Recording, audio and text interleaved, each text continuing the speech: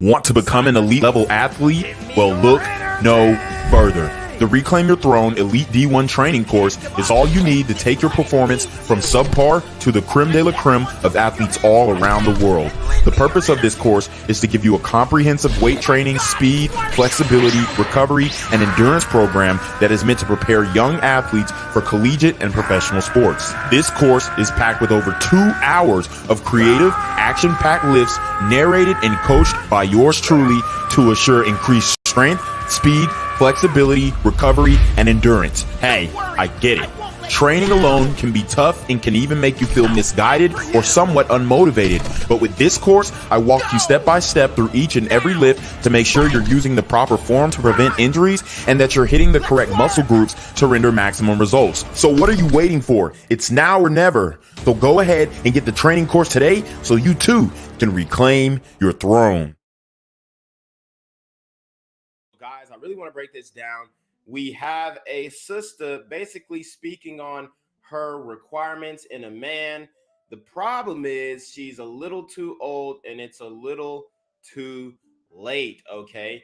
And I do want to show you guys some clips of why a lot of brothers are choosing to say no to the single mother, say no to being stepdaddies, and they are choosing IR dating, where it looks like the pastures are greener and the horizons are broader. You know, a lot of brothers are tired, especially the Malcolms, the mildly attractive, lucrative, communicative, operational, likable men, even the medium, ugly, lucrative, communicative, operational, likable men. They're tired of having to play the cleanup guy to a woman who chose Pookie and Ray Ray in the past. Now, a lot of women are upset about, you know, bringing up their past and whatnot, but it really does matter, okay? Because a guy wants to feel like he's getting a good deal, because men are very logical and business minded as well. So men want to make sure they're getting a good deal. And if you've ever read Donald Trump's The Art of the Deal, you always want to make sure that you get the better end of the deal. And men want to get the better end of the deal because we have to get the better end of the deal because we're leaders. We have more responsibilities and relationships than women do. Okay. Women, you know, omit the kids for now, just like man to woman. Women have the responsibility of domestic duties. And let's keep it a buck. That's pretty easy. Okay. It's pretty easy to just be girly, you know, be young and take care of the household. But men have to work. Men have to do this, men have to do that. And the women can say, oh, well, you know, the women can work too. The women can do this too. Yeah, they can. But at the end of the day, they want to keep their money to themselves, and they're not going to share it with no man long term. They're not going to pay the man's bill. They're not going to move him into their house and then, you know, have him stay at home the whole time, especially if they ain't got no kids, be a stay-at-home boyfriend. Like, the woman's going to get tired of that. And I mean, I've stayed with roommates where I even got tired of my roommates not having a job, and I wasn't even paying their rent. But I come home and you on the couch and you ain't working and you ain't got no type of income coming in, and I'm looking at you like this sorry mug. You dig? So women, they're even more they get even more picky about that. Like they don't want to come home to you not doing nothing, especially if you ain't bringing no money in. And all these women can say, oh, yeah, I'll provide for a man long term. I'll do it. Sign me up. Yeah, good luck with that. OK, y'all will even do that for a short period with like a really hot guy. But you start to see that, man, this man can't get right. You're going to leave him. OK, and then you're going to go for the beta provider. And the beta provider doesn't even understand he's getting a bad deal because you already got ran through by the Pookie who was hot, but he was a bum. So anyways, we are going to listen to this woman, I guess her name's Sabrina Peterson, speak on her requirements in a man at such a old age. I mean, if you're still looking for a man and you're this old, it's pretty much OV. But first, I want to show you these clips from TikTok on maybe why brothers are starting to go and date IR. We cannot beat these. We cannot beat this motherfucking team for shit. We cannot beat these. We cannot beat this motherfucking team for shit. Black queens forever, snow bunnies never. I said black queens forever, snow bunnies never. I said black queen. Reduce your expectations to zero. I love you, black man. I love you, black man. I love you, black man. I love you, black man. I love you, black man. I love you, black man. Take a load off on my private island.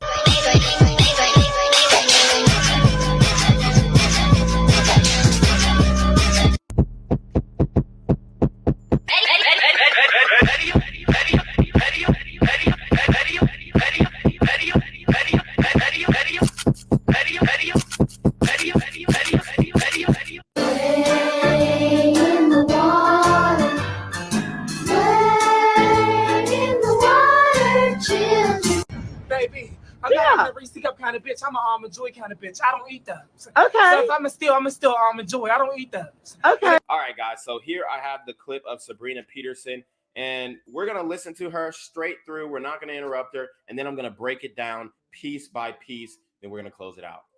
It's not you, brother. It's my requirements. I require dates. I require flowers. I require morning texts. I require someone I can rely on. I require truth. I require stability. I require a backbone. I require strength. I require someone that's spiritually inclined. I require growth. I require originality.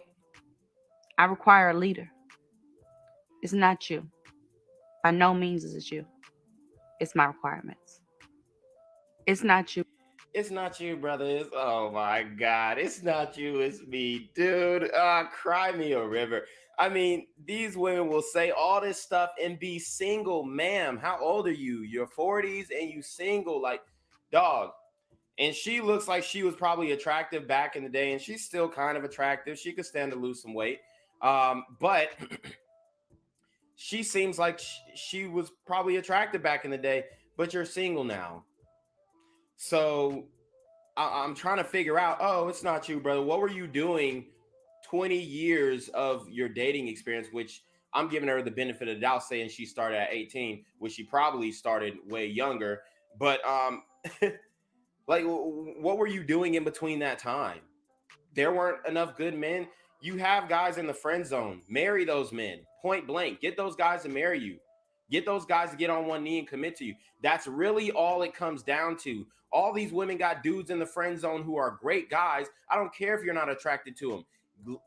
Get him to commit to you because that's what he wanted to do all along.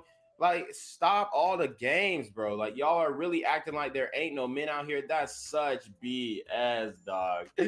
You might have to settle with a medium, ugly, lucrative, communicative, operational, likable man. And there's nothing wrong with a Malcolm, okay? Nothing wrong at all. You need to lower your physical standards so you can fulfill all those other standards that you're talking about. See, men don't require all that. Oh, it's not you, brother. It's me. I require this. I require that. I require this. No. Okay? Like, men require sex, sandwiches, and silence. That's literally it, bro. And you can't fulfill that. If you can't fulfill that, then boom, there's nothing to talk about. I'm really tired of these chicks trying to, oh, it's not you, brother. It's like, bro, you know for a fact that you done met some good dudes who probably were going to commit to you. And what are they going to chalk it up? Oh, well, he's not for me. If it's not for me, it's not for me. It's not for me. It's not meant to be. You have to work to make relationships succeed. But anyways, let's break it because it's just so crazy how they be trying to, Lord have mercy. The cognitive dissonance is wild, bro. Like, and I guarantee with the body count formula, I don't know how old she is, but I guarantee she got over 20 bodies. You couldn't make it work with, come on. You, brother, it's my requirements. I require dates. You require dates. Now, that is literally the basics. If you can't get a man to take you out on a date, you are the problem. Like, I do not get this. Men are they're willing to take women out on dates who deserve it. Dude, I took my girl out on a date and it wasn't even something about her. I was celebrating, you know, an achievement in my life, and I took her out on a date. Men take women out who deserve it. So if you're not getting dates, what type of brothers are you talking about? See, and this is how I know that she's dealing with a lot of immature street dudes. Definitely dealing with a lot of immature street dudes. Guarantee. Because the way that she's talking to him as if he's just some child. Oh, it's not you, brother. Women don't talk to men like that who they respect. Women don't talk to men like that who are doing better than them in life. It's not you, brother. It's like she's talking to the camera as if like the guy that she's looking for is a child or something. Like, what? She's being like so demeaning and passive aggressive, and what's the other term that I'm looking for? She's being facetious when in this whole video. I mean, condescending, her tonality. If you're looking for a man, this is not how you approach it with venom. She's approaching looking for a man with venom. Oh, it's not you, brother. It's like what? I require dates. If you can't get a date out of a man, it's you. So you're right. You're right. It's not the brothers. It's you. I require flowers. I require flowers. Like I said, women are asking for things that they really don't require. I guarantee, man, and I know she definitely, benefit of the doubt, I'll give her 20 bodies. If I go by the body count formula, she got higher than that. I'm going to just say that. She got higher than that. Probably 30 to 40, maybe even 50. So, and I'm just assuming she's not married because she's talking about, oh, it's not you, brother. It's da da da da. Dude, if you got over 20 bodies, it's you. Point blank. As a woman, it's you. It's you. Okay? Because women are saying, oh, give me flowers, dude. You only want flowers from the guys that you really want, the top 10%. And that's the problem. That's the problem. You want flowers from the guy that you want them from. And you want to turn this man into a flower-giving ninja. When he ain't no flower-giving ninja. He a street nigga. He a real, you know what I'm saying? Like, he a real ninja. You know what I'm saying? Like, he ain't about all that mushy. And that's what you want, right? That's what you're choosing. That's who you're letting smash. That's who you're letting clap the cheeks. That's what's happening, bro. That's what's happening. And a lot of people do not... She's just capping, because I know for a fact that she didn't require none of this stuff for most of the guys that slept with her. I guarantee she's had one night stands. She didn't require flowers. She didn't require dates. She didn't require spirituality. She's laid with some wicked men. I guarantee. I require morning texts. I require morning texts. Dude, she's telling men to be simps, and then there's simps all in her DMs, I guarantee, and she's not giving one of them the time of day. Require someone I can rely on. I require truth. I require stability. I require truth. So now you require truth after getting cheated on by Pookie and Ray Ray. That's what I mean. It's reality. I require a backbone. I require strength. I require someone that's spiritually inclined. I require someone that's spiritually inclined. Then go to your local church and date a deacon. I guarantee she doesn't go to church, bro. Like, bruh. I require you go to the synagogue, go to the mosque, date a Muslim man, inshallah. What? There's so, oh my gosh, bro. It's so crazy. If you want this type of guy, you need to go to the spaces where those men are at. Because contrary to popular belief, ain't nobody pressing up on no 40-year-old post wall. You can't have kids. It's over. BBL'd up. It looks like your body's fake. Manufactured B. Okay? Like, come on, bro. For one, you missed your shot. But even at this age, I'll give it to you. You could probably get something because she's still attractive. You're going to have to go for a 60-year-old man. The man might have to be 55, and he may not be making $200,000 a year. He might be making $100,000, maybe even 90, 80, 50. He might be making $45,000 a year. You might just have to go and deal with second shift at the plant, like Kevin said. It's that simple. Date the man who works at the poultry. Date the man who works at Caterpillar. That is, I mean, that's really, at this point, this is what you demand, because you're not in the position to negotiate at your age. It's pretty much OV. Either you're dating a man in retirement or you're dating a Malcolm, and not even a mildly attractive. No, you're dating a medium, ugly, lucrative, communicative, operational, likable man. I require growth. I require. See, she don't even know what she requires. I require originality. I require a leader. It's not you. By no means is it you. It's my requirements. And she thought she ate.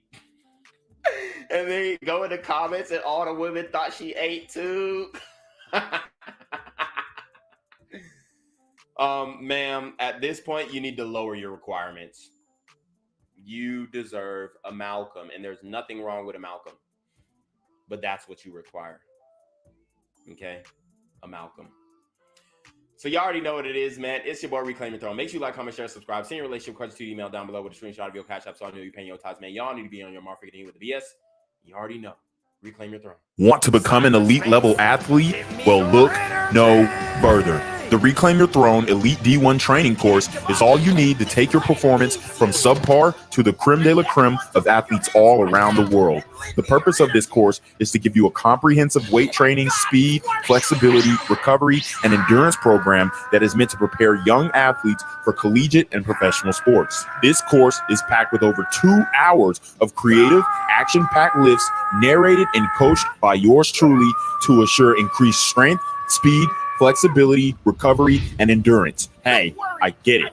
Training alone can be tough and can even make you feel misguided or somewhat unmotivated. But with this course, I walk you step by step through each and every lift to make sure you're using the proper form to prevent injuries and that you're hitting the correct muscle groups to render maximum results. So what are you waiting for? It's now or never. So go ahead and get the training course today so you too can reclaim your throne. What's good, cyberspace? It's your boy, Reclaim Your Throne, coming at you with another crazy video. But first, my goal is to get to 5,000 subscribers by the end of the month. So make sure you go ahead and like, comment, share, subscribe. You already know. Reclaim Your Throne. All right, guys. So, hey, we finna get into it. This shit is crazy, bro. Okay, so we're going to talk about Nia Long. All right, I know everybody rushed in here. Nia Long. Not everybody, 5 people. We're gonna try and get it lit from maybe TikTok live, maybe an Instagram live, if we're lucky. Try and get it lit that way. So let's try and do this TikTok live thing. I was banned on TikTok live for a good little second. They're doing a lot of destruction to my TikTok, but I'm staying persistent. I'm still posting. I'm trying to be consistent. I did have one TikTok that broke through recently that got 20K views, which is pretty similar to what I'm used to getting on TikTok until they shadow ban me to the shadow realm. But yeah, I got a 20K view one. Then the rest are like, creeping on 500 again. So it's looking like the activity I was getting when I was like at 1,000 TikTok followers. I'm trying to get it litty again. I'm recording my workouts, and I got my sister actually filming me, and I'm filming her. So we're posting each other's workout videos and stuff like that. So, just trying to stay creative and put more videos out there on TikTok, and then kind of transfer them over to YouTube. Let's see. Yeah, so we're gonna get that right. Let's talk about. Okay, let's get this TikTok live going. All right, Nia Long dated a 30-year-old. Oh, matter of fact, I'm gonna have to make the backdrop and everything Let's see. Because TikTok, you have to do it a certain way to get people in the building. Dated a 30-year-old in high school. What's up in the chat, though? You know what I'm saying? Drop a chat. Shout out to House Lamar. I see House Lamar up in here. He says, so that's why I'm going to go fuck Pookie Ray and have his baby. Okay. House Lamar says also Malcolms are leaving, though. Yeah, that's a fact. Oh, say like Yeah, the Malcolms are out the door. He said, just got my passport. Yeah, hey, the Malcolms are out the door. The Malcolms are out the door, okay? We got the passports. The passports are here, all right? Passports are here, all right? And I recently got mine renewed. Nia Long dated a 30-year-old in high school and her single mom approved. And that's a fact. That literally came out of her damn mouth. And it's just like kind of more embarrassment adding on top of the Ime Nudoka or Ime Udoka story, okay? And in my opinion, she just need to get back with Ime. That's what she need to do. She needs to stop feeling embarrassed and basically just be like, look, man, I got a winner. Didn't this man just win a championship? I mean, look, bro. Ime Udoka, although he, you know, a lot of people are going to look down on him fucking the employee and whatnot. I'm going to keep it sturdy like this. I think bruh is like a decent dude. I mean, he definitely be thinking with his dick. He need to chill for sure. Okay. But all in all, from what it looks like, it doesn't seem like he's just like some evil guy or something like that. He just, you know, he love bitches, which why are we shaming the brother for doing so? Nobody brought up the woman. Jalen Rose tried to bring up the woman and he got shamed. Jalen Rose tried to bring up the woman and he got shamed. Let's see. All right, let's name this live first.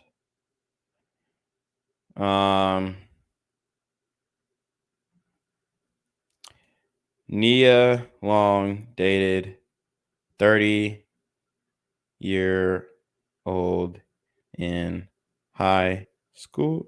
All right, in high school. In HS. All right, let's do the effects. We'll do a green screen.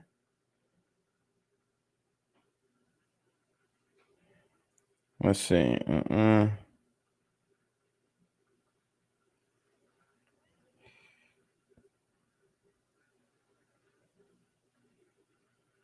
Oh yeah, that's actually a good one.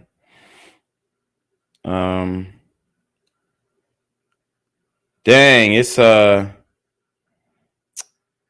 sorry guys, I'm trying to get this live going, but the little thing I did on Snapchat was way too small. Fuck it. I'll just go without the background. It doesn't matter.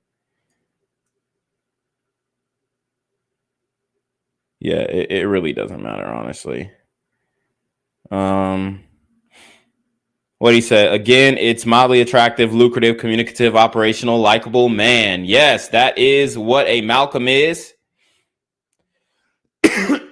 That's what a Malcolm is. I mean, we are pushing the Malcolm movement. Nobody is talking about the Malcolms. Nobody's talking about the Malcolms but me. Okay? Everybody's talking about high value man this, high value man that. Dude, what about the Malcolms? That's who we are. We're out here. We're out here, bruv. Okay?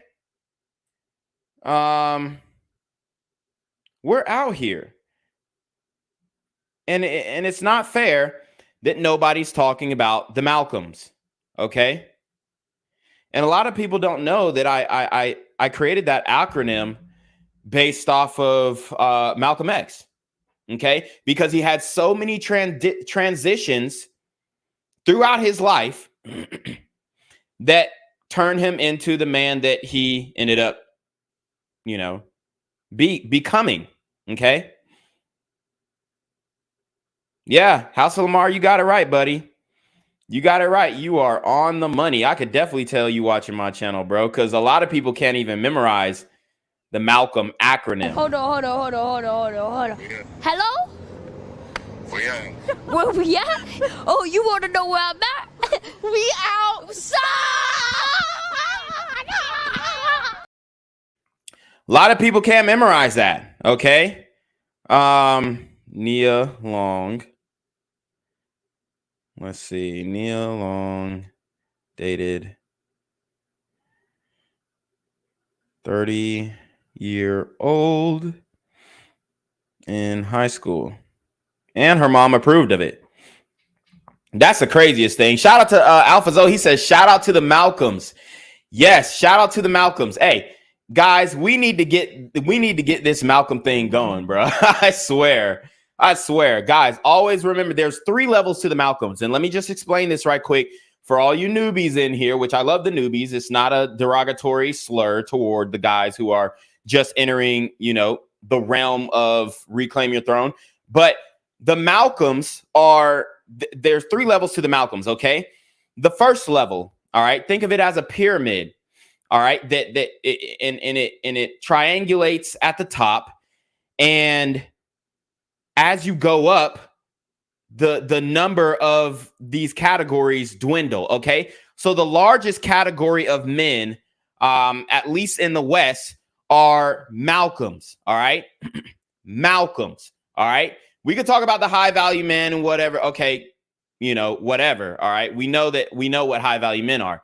The Malcolms are the majority of men in the West. And that, I would describe the Malcolms as, there's 3 levels, okay? The first level is a medium ugly, lucrative, communicative, operational, likable man, okay? So this guy, he is not the most attractive, okay? He's not the most attractive, but, he's medium ugly, as they would call him, but he knows how to get to a bag, okay? He's taking care of himself, all right? He's lucrative. He's communicative. He's a good guy. He knows how to speak. He knows how to be aware in social situations, okay? He's operational. He can maneuver. He can create things. He can do things, all right? He knows how to lead and how to structure a business or structure some type of, group project, okay? So he's operational. He's a likable guy, right? Shake your hand, say, hey, yes, sir, no, ma'am. He's got manners. He's got home training, all right? And he's a man, all right? So we have the first level of Malcolms: medium, ugly, lucrative, communicative, operational, likable man. Okay, then we have the mildly attractive, lucrative, communicative, operational, likable men. Okay, these mildly attractive, lucrative, communicative, operational, likable men, they're probably between that 5 to 6 range. Okay, there are 5 on the regular, 6 in a tuxedo. You feel what I'm saying? So these are the mildly attractive, lucrative, communicative, operational, likable men. All right, they're not medium ugly. They're a level of attractiveness above medium ugly. Okay, they're mildly attractive, right? So a girl's not gonna jerk her face when she see you, but she'll look you up and down, give you a look, and be like, oh, okay, you know what I'm saying? That nigga's regular. All right, she's not gonna say that. Oh my God, he fine as hell. All right, he's regular. So that is a mildly attractive, lucrative, communicative, operational, likable man. Then you have the massively attractive, lucrative, communicative, operational, likable men. And these massively attractive, lucrative, communicative, operational, likable men, they are they're massively attractive because they're more lucrative, more communicative, more operational and likable than the mildly attractive and the medium ugly Malcolms. Okay, so these guys are damn near high value men. See, to me, high value men is like 1% shit. The massively attractive, lucrative, communicative, operational, likable men, the highest level of Malcolms, I would say, are top 20%. Okay, and these guys, they get to the buns. All right, they're getting ass. They have no shortage of ass. Okay, and not no ugly ducklings like no 50-year-old, 40-year-old, whatever. We talking about bad bitches, yo. We talking about bad bitches. Okay, so these guys are getting to the buns. All right, because they're top 20, 15% guys. Okay. So that is the level of Malcolm's. Guys, if you're watching on the TikTok, make sure you come to the YouTube channel, hashtag Reclaim Your Throne. We're going to talk about some other things before we get to this Nia Long, because Nia Long is wilding, all right? And I'm going to start going live more, guys. I need to set up my StreamYard donations and then like the Cash App thing because, you know, I want to get as far away from YouTube as possible right now. When it comes to where the money comes in, because I'm not going to get into the details, but they got your boy watch. They got my VPN. They got my MAC address. They got everything. Okay. They on my ass. All right. Wherever I upload from a different phone, like they got me. All right. They got my Wi-Fi channels everywhere I've logged in. It's over. I'm shadow banned. Okay. I'm shadow banned. That's fine. All right, we rocking with it. All right, I can't even go live on Instagram. I haven't even done anything on Instagram. All I do is post workout videos. You know, I be in them comments, but I really be like lax in the comments, honestly. Woo! I don't know why I have so much energy. It's probably because I just worked out. But wow, I'm just like exuding. I don't know. She is the reason. Tripping. But I want to show you guys this Ruby Rose shit, okay? Because a lot of people talk about DDG and Ruby Rose, and there was actually a clip of DDG, and he's slick. He's slick. I'm not gonna say that he threw Fresh and Fit under the bus, but what I will say is he was definitely, let me see, like them niggas. I felt like it was a slick diss, okay? I feel like it was a slick diss. And then DDG also, I believe he left early at 2:01. Let's see. Yeah. It was some, let me see. Did he leave early? Let me just make sure. I don't know if he left and came back or some shit. But there was like a clip on TikTok where he was in the balcony, or did he just move to the couch? I don't know. Niggas on Reddit be tripping. Sorry. But yeah, DDG, he was on the balcony and he was getting interviewed and he was like, yeah, I just don't, I don't talk to women like this, whatever. And then comes out that he's getting caught, sneaking on Haley Bailey, right? Which, I mean, it is what it is. DDG, I mean, she's a bigger star than him for sure. So he probably should have handled that differently, just slightly. But let's see. I mean, at this point, I really don't understand why he. Let me actually share this other clip first. He's trying to, I guess, get his foot into Disney. Maybe it's a business move. Dating her, I mean, she's hot, no doubt. I mean, she's definitely lovable. But it's wild. Let's see. Oh yeah, so we got the Nia Long clip. We're gonna cover that. Nia Long, she's on one, bro. Oh wow, man, we got a lot of content for you guys today. I just want to do a rapid fire episode, but Ruby Rose calls herself exposing DDG's DMs. And guys, how many times have I told you this? Women love embarrassing men on social media. This is a real trend, and it's damn near close to doxing, bro. Because when you send a intimate message to one person, it's not like you're sending it to the group me where there's there's plausible deniability on who posted it. Some nigga, posted from a burner account or some shit that you had a bad date and, the bitch straight disrespected you. And then a nigga posted the clip or whatever. I don't know. Something could happen. But this is a personal DM. This is like, bro, this is tasteless. Why is she out here exposing this man, or what she calls exposing him for sliding in his DMs? Okay. That's crazy. So, man, let's get into this, because DDG basically tweeted something like, oh, all girls are the same and whatever. I mean, and in some ways, all girls, all women are the same. But in some ways, in many ways, however you want to slice it, all men are the same as well. Okay, so in certain ways, like when we talk about guys wanting to have that sexual access and sexual variety, all men are pretty much equal in that way. Even the soy boys who are going to say that they don't want that, they secretly want that, and then that's why they try and get really good in with the adult film actresses. As you guys can see, the guys who are like friends with like all the adult film actresses, they like present themselves as like soy boys, right, on social media. Like, oh yeah, let her do whatever she wants.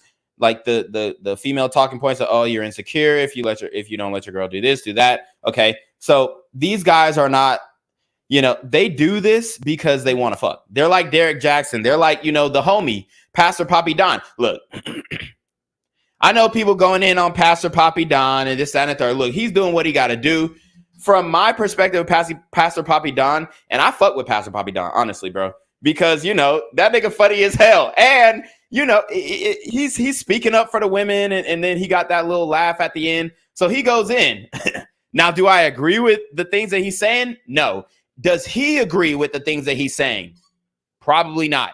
I actually saw this clip where he was like, okay, you don't have to get a BBL to get a high value man, and that is true. You don't have to get a BBL to get a high value man. However, he got a baddie. He got a baddie, and she does look BBL'd up. I'm not gonna lie, okay? But she's bad though. So, respect. But the thing is, a lot of guys are out here saying one thing and doing another. And that's why I wanted to bring it back to DDG, because there was a clip of him on TikTok where, let's see. Okay. So yeah, there was a clip of him walking off of Fresh and Fit. And then there was also a clip of DDG on the balcony, that was going viral on TikTok. Man, I wish I would have saved that. Maybe I did. But there was a clip of him on the balcony, and he pretty much, I'm not gonna lie, that nigga did everything but slick this. He slick this, bro. I mean, he really did. It was a slick diss. It was a slight, and it was even on their property, which I'll get to. But anyways, let's get to this Ruby Rose thing, because okay, basically DDG cheated on, or he got in a fight with Halle Bailey or whatever, and they cheated, or not cheated, but there's rumors that he cheated. And honestly, I mean, it is what it is. But then, like right after, he went and slid in Ruby Rose DMs, his ex or whatever. Honestly, I really don't care, but it is like some female nature shit, which proves that women love embarrassing men on social media.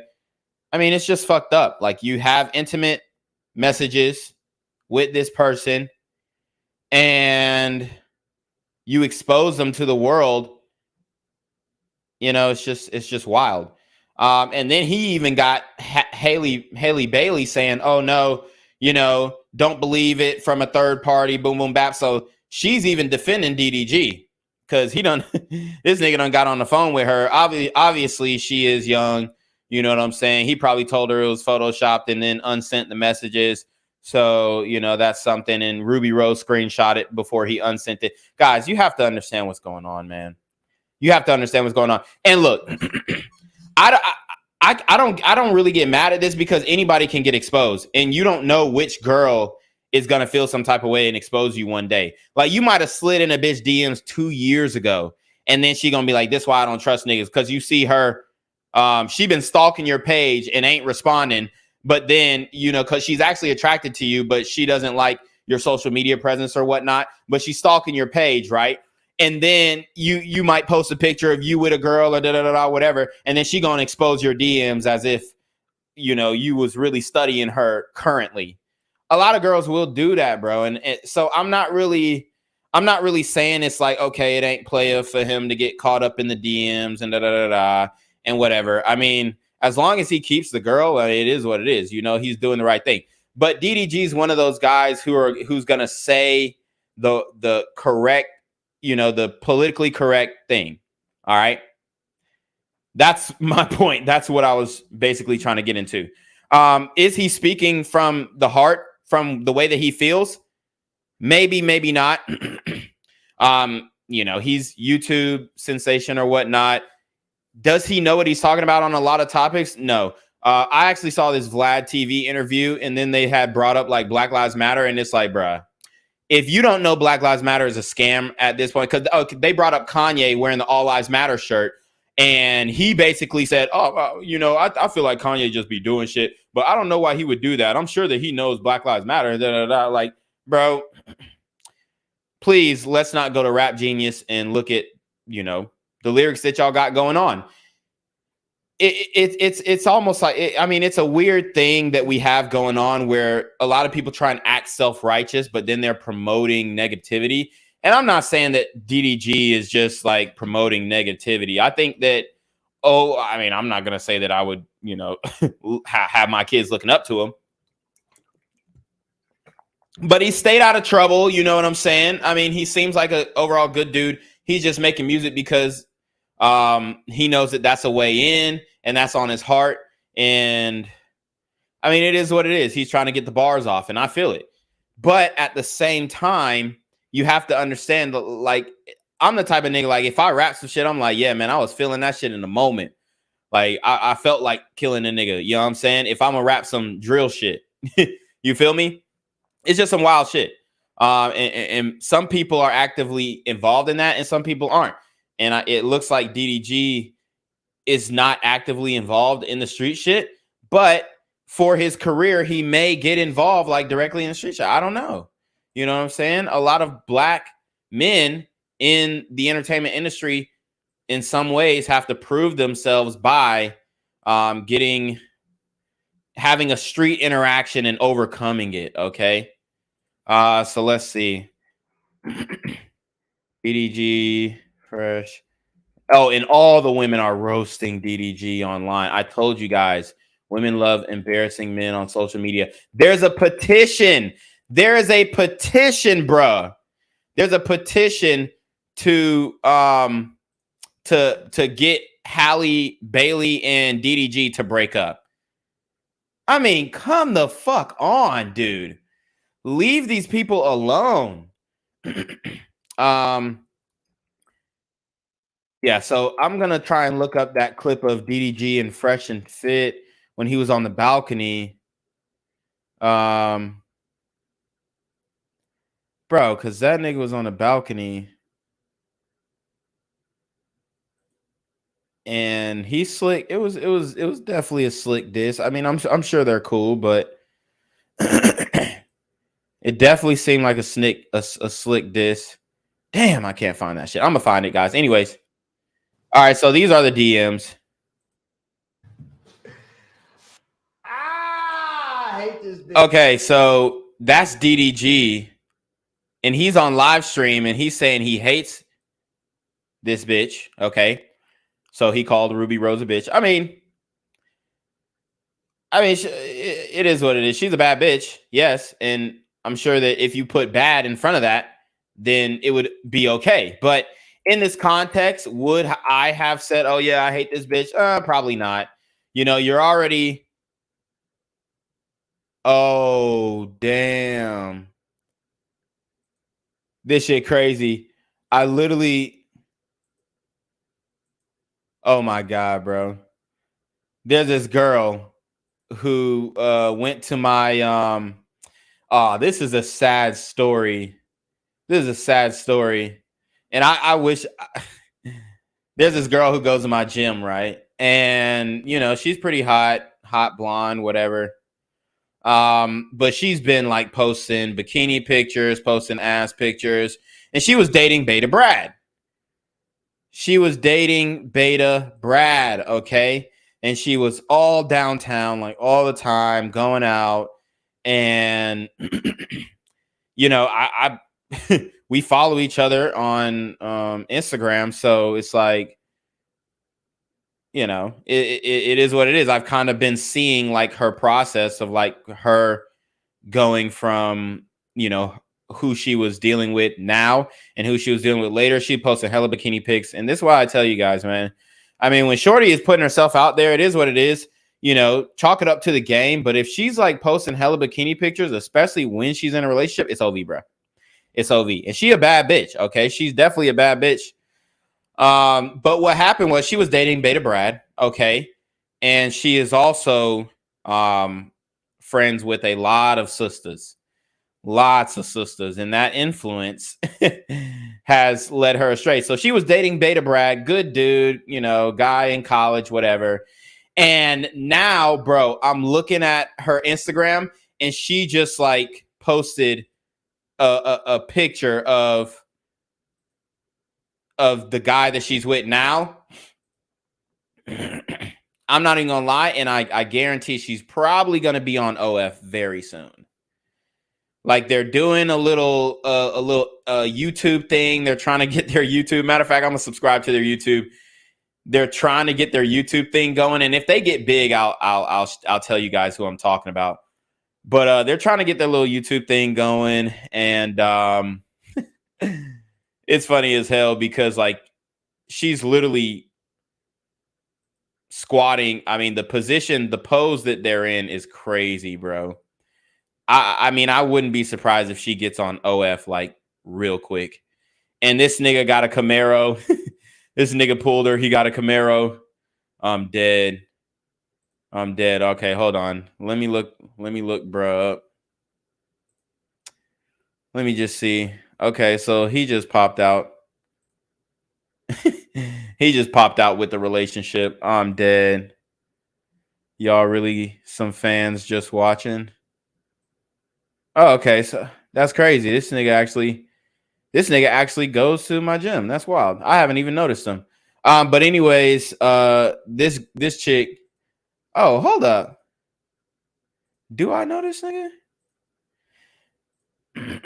Anyways, this chick, she basically left Beta Brad for a brother. That's essentially the story. And like he was letting her do whatever she wanted. She was posting, naughty pics of herself and whatnot. And she doesn't have an OF. She's got like almost 12K followers. But like I said, bro, I mean, the OF's coming soon. I'm pretty sure because he looked like the type, like the pose that they were in. It looks like, he's about to take her straight to OF and like get his dick sucked on camera type shit, which, it is what it is. I told you guys, if you want to do that type of shit, like a lot of the girls are like, oh, I just want somebody to make content with. Like that's a real thing. So pressing up on OF bitches is probably like the move nowadays. And you just want to make sure you ain't posting pictures of you guys together or anything like that, because then they gonna put 2 and 2 together, meaning they gonna match your dick up with the videos. Anyways, so we got DDG. He says he hates Ruby Rose because she posted this screenshot. It could have been prior. It says Tuesday, 10:44 a.m. He slid in the DMs. It's looking like, I ain't gonna cap. I hate this bitch. Oh my God, I hate this bitch. So he said, you still in LA? She said, yeah. He said, what you on? She said, getting ready. How about you? She said, you hitting me the day y'all argue is so you. You hitting me the day y'all argue is so you. So that kind of sounds like she might still have feelings for him and he her. I mean, obviously he want that old thing back. He want to hit again. Okay. I don't think he really wants to cuff anymore, but he wants to hit again for sure. And then he says, LOL, you right. Let me go heal first. I'm not gonna lie, that really does sound like something that he probably would type. Not even just him in general, but like any nigga who has an ounce of game. That's just like a legit response. Oh yeah, let me go heal first. Whatever. But he got exposed. Oh my God. He got exposed, bruh. He said he hate that bitch, man. Yeah, I mean, she definitely created some turmoil in the relationship for sure. Um, but yeah, I mean, you got all of TikTok talking about it. I mean, it's just type in hashtag DDG and it's over, bro. Like he's getting flamed by all the women on TikTok. So let's listen to some of their takes and see if they might have any valid points. I mean, he got caught red-handed pretty much. And I told you guys, women love embarrassing men on social media, so this is nothing new. People saying, poor Hallie, he is wrong. They're flaming him in the comments. Who said it was her shirt? Or, yeah, though, did you see the fit? Apparently, he had something with a shirt. Let's listen up. Rihanna's taking too long, so let's discuss. Y'all are saying Ruby shouldn't have taken it to the internet because it's embarrassing to Hallie. Which one of these people started embarrassing Hallie on the internet? Because I do not think it was Ruby Rose. Hallie and DDG's drama has been going on for almost a week. Now y'all are like, why would she say anything about the shirt? Let's be honest. So I don't really know the intricacies of the drama that's going on between them. I'm really not up to date. I'm not up to speed. But what it's looking like is he got caught up. They wore the same shirt, or maybe he double gifted them. It sounds like that he double gifted. You know, that's really what it sounds like to me. Like he gave the same gift to two different women. And like there's been headlines of them having broken up, but I haven't really seen anything publicly besides Ruby Rose taking this to the internet. So she definitely brought it to the internet. Like those were blogs posting about relationship troubles, which it's normal. But at the end of the day, that's not anything, bro. Like that's not proof that they are having relationship troubles. So he didn't take anything to the internet. I believe. I don't know. Let's listen up. So she's responding to a comment that says, like, DDG wasn't embarrassing Hallie, though, and they in the whole relationship, they all look like clowns, and he got Hallie looking like one for being with him. Damn. So the pressure is going to get to Hallie, and Chloe, I guarantee Chloe is going to be a huge impetus in you know, convincing Hallie to end it with DDG. So honest, when we know a man, we know his intention. My question is, why would DDG let Hallie publicly wear that shirt knowing it was Ruby's? Ruby should have went to Hallie first. What world do y'all live in where y'all don't think that DDG has already convinced Hallie that Ruby is just bitter and a liar? Ruby was going to be considered bitter anyway. Y'all were I mean, that is true. He's definitely playing that card. I mean, this is just like getting caught 101. Deny. Oh, it was fake. Oh, it was some CGI shit. Oh, it was whatever. I mean, he got caught red-handed. Always going to react like this. But by posting the screenshots, she's inhibited this man's ability to get on the internet and lie and say he don't want her and this and that and the third. Even though he is still actively trying to do that right now when we're looking at the screenshots. Well, I mean, he wants her, but he wants to smash. Like, he wants to have his cake and eat it too, because, you know, he feels like he's earned that as a high-value man. Look, I'm going to tell you right now, if you're going to run that play, the reality is you can't run it with, I mean, you can run it with celebrities like Diddy is, but you have to be higher than them. I mean, last time I checked, like his net worth is not more than, I mean, the girls. Let me see. Well, I don't know. I mean, according to them, it looks like her net worth is 1 million, according to, I guess, First Curiosity, which, you know, it is what it is. I guess the music, or they're saying 2 million. Okay, I'll go with the 2 million. DDG net worth. DDG's worth 8 million. Okay, so I mean so he's getting a bigger bag than her. All right. Well, is he bigger than Ruby Rose? I mean, I'm pretty sure he's bigger than Ruby Rose, unless her OnlyFans is going crazy. Let's see, Ruby Rose net worth. He might have more than both of them. Oh yeah, so Ruby Rose 1.21 million allegedly. Okay, these are not hard numbers. These are soft estimates. Okay, this is not financial advice either. But yes. So Ruby Rose net worth and Halle Bailey's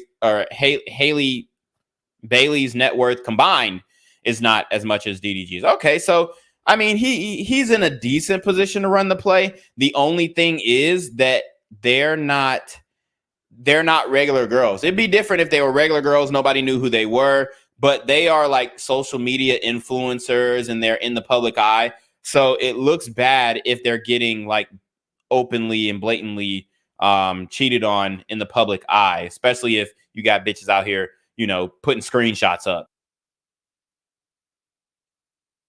Which, I mean, it is what it is. It's mild, it's calm. It's the game. Okay, so let's keep listening. Not to mention the fact that DDG and his whole friend group live for the fucking internet. Ruby shouldn't have called Halle a bitch. I agree, nobody should be calling anybody a bitch. But yeah, Ruby shouldn't have called Halle a bitch, and then she just overlooks that. Oh yeah, I agree. Nobody should be calling anybody a bitch. But when a woman is, you know, has the man that you want, oh, she's all types of bitches, hoes, and sluts. See, this is what you guys don't understand. These women, they will bend the rules, bro. They bend the rules in the conversation. They make extreme points to in general conversation in order to prove their point. I mean, the issue that I have with this is that she is just disregarding the fact that Ruby Rose, a woman, called another woman a bitch. Like, and Halle Bailey or Halle, I don't know how you say her damn name, but Halle, I mean, from the public eye, what they're showing, okay, I don't know what these folks do behind closed doors, but she has like a clean girl image. She hasn't necessarily done the good girl gone bad thing, okay? So Halle is pretty much like, there's no reason to call her a bitch. She hasn't disrespected anybody in the public eye. She's just some cute girl who, you know, is, oh, black girl magic. Oh, I'm just wandering and singing and dancing. Like that's Halle's image, okay? Ruby Rose is more, oh, slut me out. Okay, I'm a hoe and I stand on it. Boom, boom, bap. Oh, fly me out. Nigga got to pay my bills. Rich nigga ain't figure. That's my type. City girls. That's the type of branding that Ruby Rose has. So it's two different brandings. And DDG wants his cake and eat it too. He wants to be able to slut the Instagram and the OnlyFans whores out. And then he also wants to be able to have his little Chloe or Halle Bailey on the side. And on the Fresh and Fit podcast, he literally said that he doesn't cheat. But then, you know, I mean, and of course, you're not going to be on a podcast and say, oh, yeah, I cheat, like blatantly. Okay. But, you know, he said it's almost like he tried to sound self-righteous. You know, I would never say, oh, yeah, I just would never cheat, whatever. It's like, you know, I would work hard not to. Okay. But at the end of the day, like I said, sexual access and sexual variety is essential to a man's mental health, especially at the level that he's at. Like, it's different when you just like a regular nigga and like nobody's really throwing pussy at you. Like as a guy, as a Malcolm, okay, and this goes back to the Malcolms, as a medium, ugly, lucrative, communicative, operational, likable man, or a massively attractive, lucrative, communicative, operational, likable man, you as a Malcolm don't really have that many options. I mean, if we're being frank about it. And if you do have options, you're going to have to pursue them heavily. Okay. So, and it may not be a hot pursuit like we need for speed in this bitch, but you're going to have multiple women lined up as a Malcolm to have that sexual variety. It's not easy, but as a massively attractive, lucrative, communicative, operational, likable Malcolm, okay, or a quote unquote high value man, it's going to be a lot easier because you're going to have more opportunities thrown at you. Whereas a regular, a mildly attractive Malcolm would not have that many opportunities thrown at him. So, I mean, it's a give and take depending on your social status, okay, and your financial status as well as your looks. But, you know, there's at the end of the day, like DDG, he kind of was, you know, acting self-righteous and whatnot. Like, oh, I would never do that. Oh, I'm just this, You know, my thing is, what I say is I wouldn't do it because I wouldn't want to hurt my partner. And that's pretty much the main reason I wouldn't do it. It's not because I wouldn't want to fuck another girl. It would be because I wouldn't want to hurt my partner. And those are two different things, right? Okay. Because we all know that men can exercise those options, okay, have that variety and still be loyal to his girl, whether it be through protectioning, provisioning, and financially, and even through like emotional fulfillment. All right. But you know, a lot of women, they don't want to hear it, which is fine. You know, it makes sense. But at the end of the day, if you're dealing with a massively attractive Malcolm, then you're gonna have to basically play ball, or you just get a medium ugly Malcolm, okay, or a mildly attractive, lucrative, communicative, operational, likable Malcolm. Let's get into some of these chats, man. I really want y'all to get more active. Obviously, you know, YouTube is playing with my numbers, so we don't really have many people on the stream, which is fine. We got 4 on Reclaim Your Throne, 1 on Quarantino to God, 0 on Quarantino to God live stream, 0 on Reclaim Your Twitch. I don't know what the fuck they're doing to my Twitch. They fucked me on Twitch. And 1 on Quarantino to God Twitch. All right. Let's see. Yes, AlphaZo says women despise average and below average men, even though those men more than likely have to save them when they hit their decline. True. Hafsa Lamar says, I make about $60K a year, not Idris Elba, but not Mark Henry. LOL. I consider myself a Malcolm. Yes.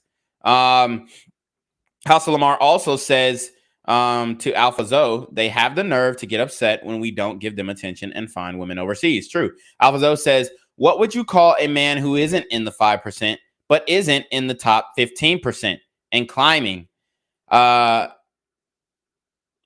is in the top 15% and climbing, has the height, over 6 feet, stature, resources, but refuse to deal with modern women who are post-wall or very hypergamous. So I would say that is definitely a Malcolm. It's leaning on the mildly attractive to massively attractive, depending on what the guy's face looks like. But or he could be, you know, he could be a medium ugly, but very lucrative, communicative. Okay. And that would switch up the dynamics. But depending on in that case, if it's a guy who isn't in the 5%, but he's in the top 15% and climbing, 6 foot, you know, and he's not willing to deal with a lot of these modern women who are hypergamous. Honestly, I would say if you're that type of guy, you probably want to go to a smaller town. AlphaZo says, welcome to the Throne of Room, right? Or the Room of Thrones, right? This shit hard. House of Lamar says, can you live in a cesspool? Or how can you live in a cesspool of Atlanta? You know, just keep to myself, honestly. AlphaZo says the average man makes 30K a year. That alone puts you well above the rest of society. Making more than 40 plus K a year puts you in the top 10% in any country. Passport bros live like a king. Big facts. AlphaZo says the reason his situation is eye-opening is because he is young, a pioneer of the Gen Z, and a leader in content creation. Many people strive to be like him. He's heavily emulated. Yes.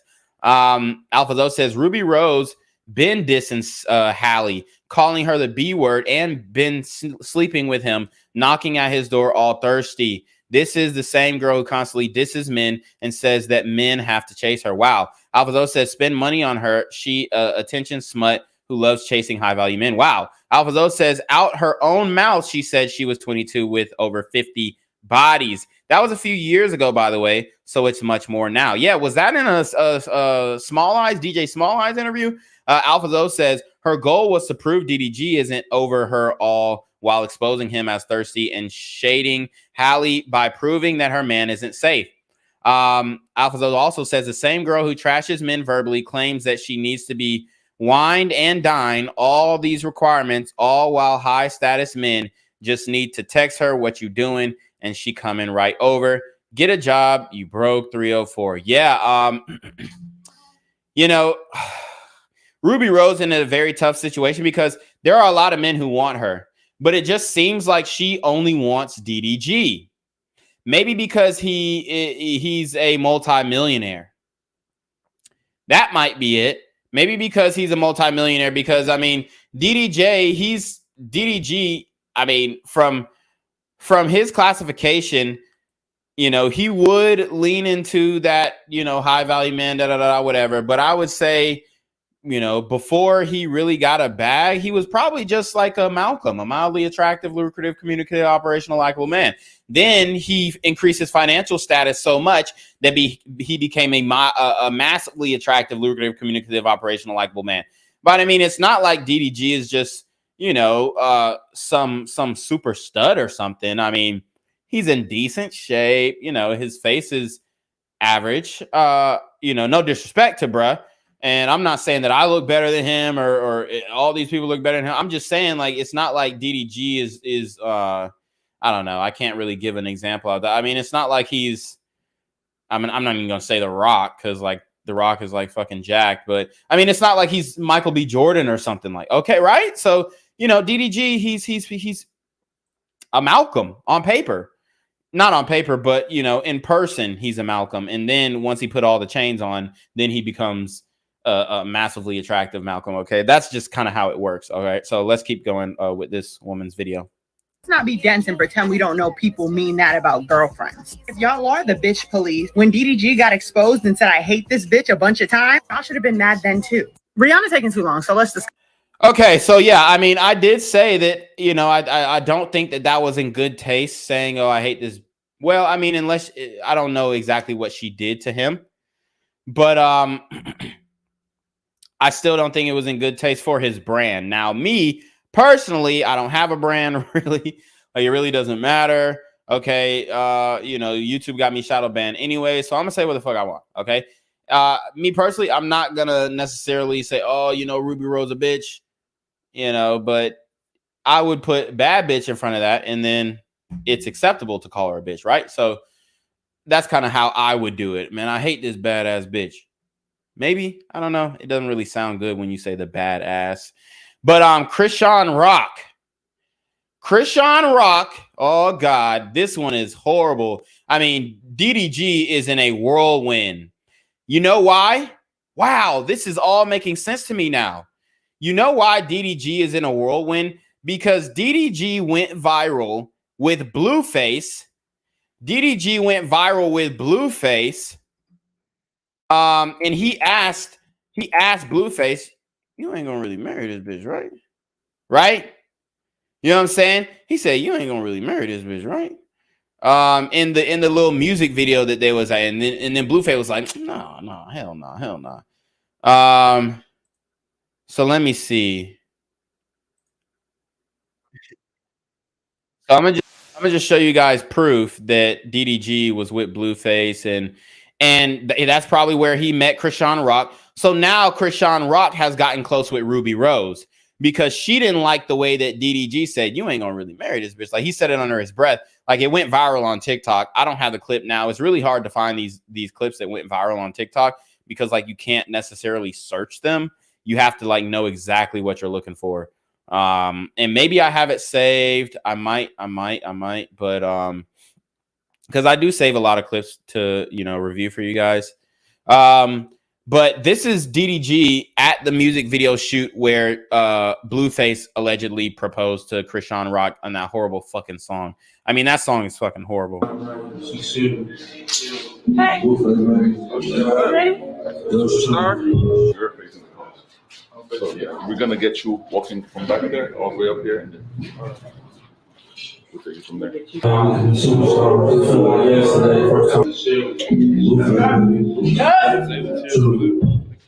Whatever. Okay. So this is Can the we video. stop playing and get a real shot? Can she walk down the Hurry up, aisle Dave. and L? So it looks like they were praying. I don't know. Her dress when she walks down, that shit looks weird as fuck. Yeah, it's going to just, that's not gonna work. So we're gonna have to use. First, so we had that come because I really you get like a center one. I'm looking at you.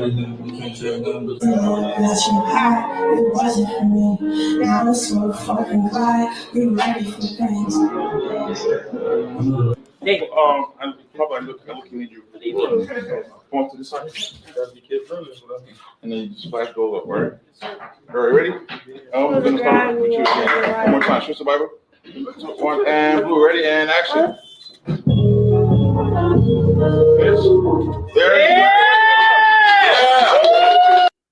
You're mad. All right. So that was just the evidence that Blueface was with DDG. Now I do want to find that clip where like DDG asked Blueface blatantly, "You ain't gonna really marry this bitch, right?" That shit was so funny, bro. I swear to God.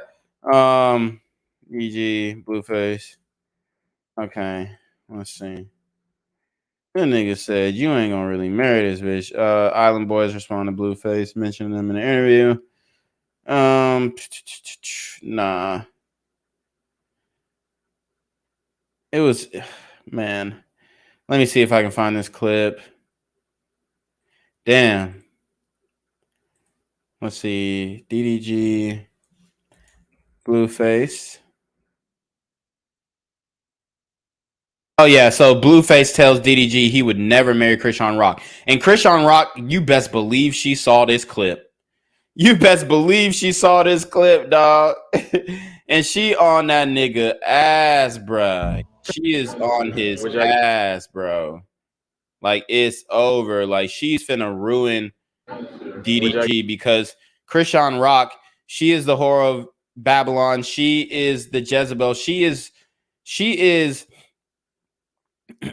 you know what, she is pretty much the Trojan horse in the rap game. She is the arbiter of chaos and destruction, and it looks like she got a whiff of what DDG had said about Blueface marrying Krishan Rock, and she didn't like it. So let's get into it.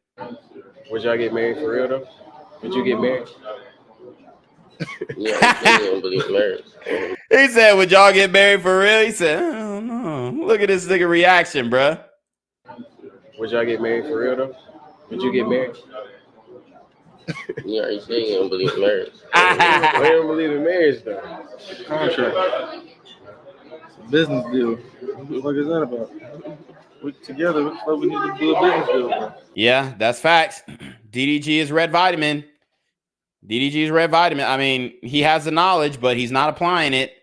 Or maybe he's doing the Krishan stuff for a bag. He has the knowledge, but he's not, you know what I'm saying? I feel it. But you know they got prenups and shit. Yeah, ain't something, but I'm saying, what's the point? Yeah, just to say it. Just to have say a it. paper and a ring or something. What's the real objective? Yeah, I thought this was a real wedding. You thought it was a real wedding.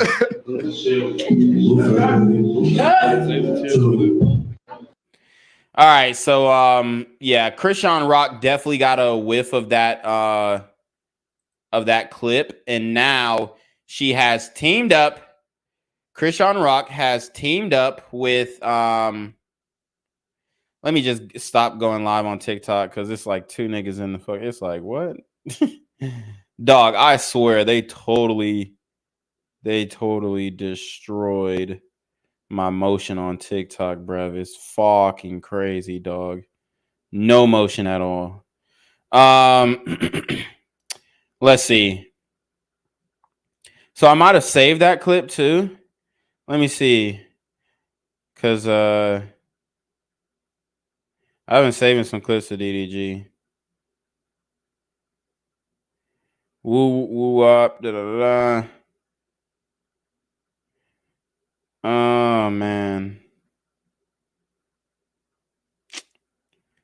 Damn, and it's a lot of shit that like gets banned too. I'm going back to some videos. Damn. Yeah, it's OV. It's OV. I can't find it. Oh man, that's a bummer.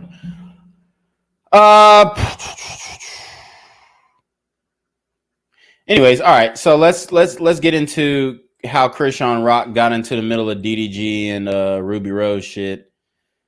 Wow, man, this is deep, man. This is deep. Yo, Krishan Rock is just, I mean, it's just like watching a dumpster fire. It's entertaining. I mean, the woman is very nasty, but let's keep going. I want to let y'all know she is the reason. Hold on. For everything today. It wasn't me. What? If it was me. She said, "Chris, shut up." I don't know. Try shit on me with the next and then run back to me. And I still love you for whatever the fuck it was. I don't love him. Okay, you don't love him no more, but I think, yeah, so I said what I said. I want to let y'all know. Oh, she don't love him. She don't love him no more, but she doing all that. She was basically saying she want to let them know that Krishan Rock is the reason why. And if you see her, she's smacking gum with her mouth wide open. I mean, it's wild. It's very wild. All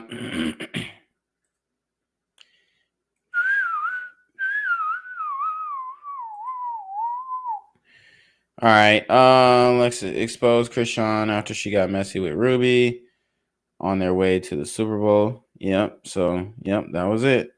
That was a clip. I'm just trying to see if it was more. Let's see. Okay, so yeah, okay. So he's explaining why him and Hallie just broke up. So this is some pertinent information. Let's listen up. I'm gonna take a quick bathroom break, but I'm gonna turn my speaker on so I can hear what this nigga's saying. Let me tell y'all what happened just now. Let me tell y'all what just happened, bro.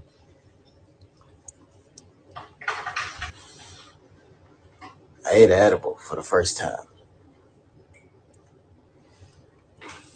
For the first time, I swear to God on my life, this ain't. I'm.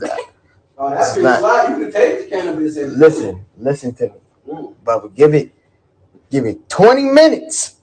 Give it 20 minutes. 20 minutes. You gonna forget you alive, nigga. That's how high I am right now. I don't be taking edibles, bro. But I forgot y'all was here, man. I ain't telling y'all about no breakup, man. It's none of y'all goddamn business. I said what I said. You know, it's it's a choice, nigga. It's none of y'all business what happened or why we broke up. It's none of your business. I know we break up every other day and shit, but like, nigga, this is a real one. It's a real one, y'all. You know what I'm saying? And it's sometimes shit happens for a reason, man. It's like I've been on some bullshit. I've been on some true husband shit, bro. I don't fuck with nobody say, nigga. I mean, he ain't really saying shit, honestly, and I'm not trying to sit through 4 minutes of that nigga not even saying shit. I mean, I never really watched his videos like that. So I don't know like much about him. But I mean, he seemed like a clean young nigga type shit. I mean, doing his thing, staying out of trouble. That's all you can ask for, right? All right. So, but I do think like sometimes he be speaking on shit. I don't know what the fuck he talking about. And he probably think that about me if he saw this video and be like, oh, you don't know what you're talking about. Yeah, I probably don't. But let's see. Let's see what we got here. I mean, we an hour 18 minutes in. Should we just get to Nia Long and then close it out? Because this one is wild. This one's crazy, bro. Nia Long. All right, cool. Yeah, let's get to Nia Long, and then we'll get up out of here. Let's get to Nia Long. All right, so Nia Long basically was dating a 30-year-old man in high school, which is not far-fetched. I've seen it before. There was this girl who went to my school. I'm not going to really name her, but she became a really popular video vixen. And she was very bad, and she's still, attractive, but obviously she's approaching the wall. And then there was like a video of her that went viral on X videos of her fingering herself, and you know, she wasn't really shaven, and it was just like, you know, it was a mid like sex tape video, and that was before like sex tapes was popular to leak. And I think it really hurt her because like she was pretty embarrassed, and it was with some nigga. I mean, people might end up knowing, but it was with some nigga named Jacob York. And that was the nigga who she was dating. And this guy, Jacob York, is a music executive. He's pretty known, okay? He's pretty known music executive in the industry, rubs shoulders with the likes of Akon, all types of famous people. And he was dating her when she basically got out of high school, okay? Like literally she hopped off the porch and went north. And I mean, honestly, it's not even a bad story, and everything is public, so I don't even mind like giving y'all her name. But she was bad. I mean, I really don't have anything bad to say about her. I remember one time, yeah, I mean, she's still attractive. She is approaching the wall. I can't find her actual Instagram, but yeah, so her name was Shanika Adams, and she went to my high school. And I remember she almost was like Brittany Renner before Brittany Renner, and she was like on the dance line at Clark Central and whatnot, and she was literally like the baddest bitch on the dance line, like hands down. Because like back in the day, like the dance lines in high school, they used to be a thing. And I'll just kind of like show you guys before we get into Nia Long real quick. But I mean, it was damn near obvious that she was like dating way older men, because she was just fucking stacked. I mean, it looks like she's probably had surgery on her tits by now. And these are like not the best pictures of her. But this is the only Instagram that I could find of her. But this is her. Let me see. Cause she had some, holy shit, she had some photo shoots back in the day that was wild. Okay. I think I found her. Let's see. But I mean, she's pretty much clouded up. She's clouded up. She's, you know, used her beauty to get to places. But yeah, she's super bad. Hold up. In high school, now I guess she's an entrepreneur. She got this, what is it? Sam Adams collection, whatever. I mean, she's very get to it. It looks like dating coaching services. Okay, so she's got dating coaching services. After 7, the label, is that a club or something? Oh, so this is a clothing line. Okay, so she's got a clothing line. I mean, very smart girl. Very attractive. It looks like somebody definitely put her on game. Okay. And she still looks good, honestly. Like, I ain't gonna lie, but dude, back in the day, she had some fire photo shoots. I ain't gonna lie, like a young nigga.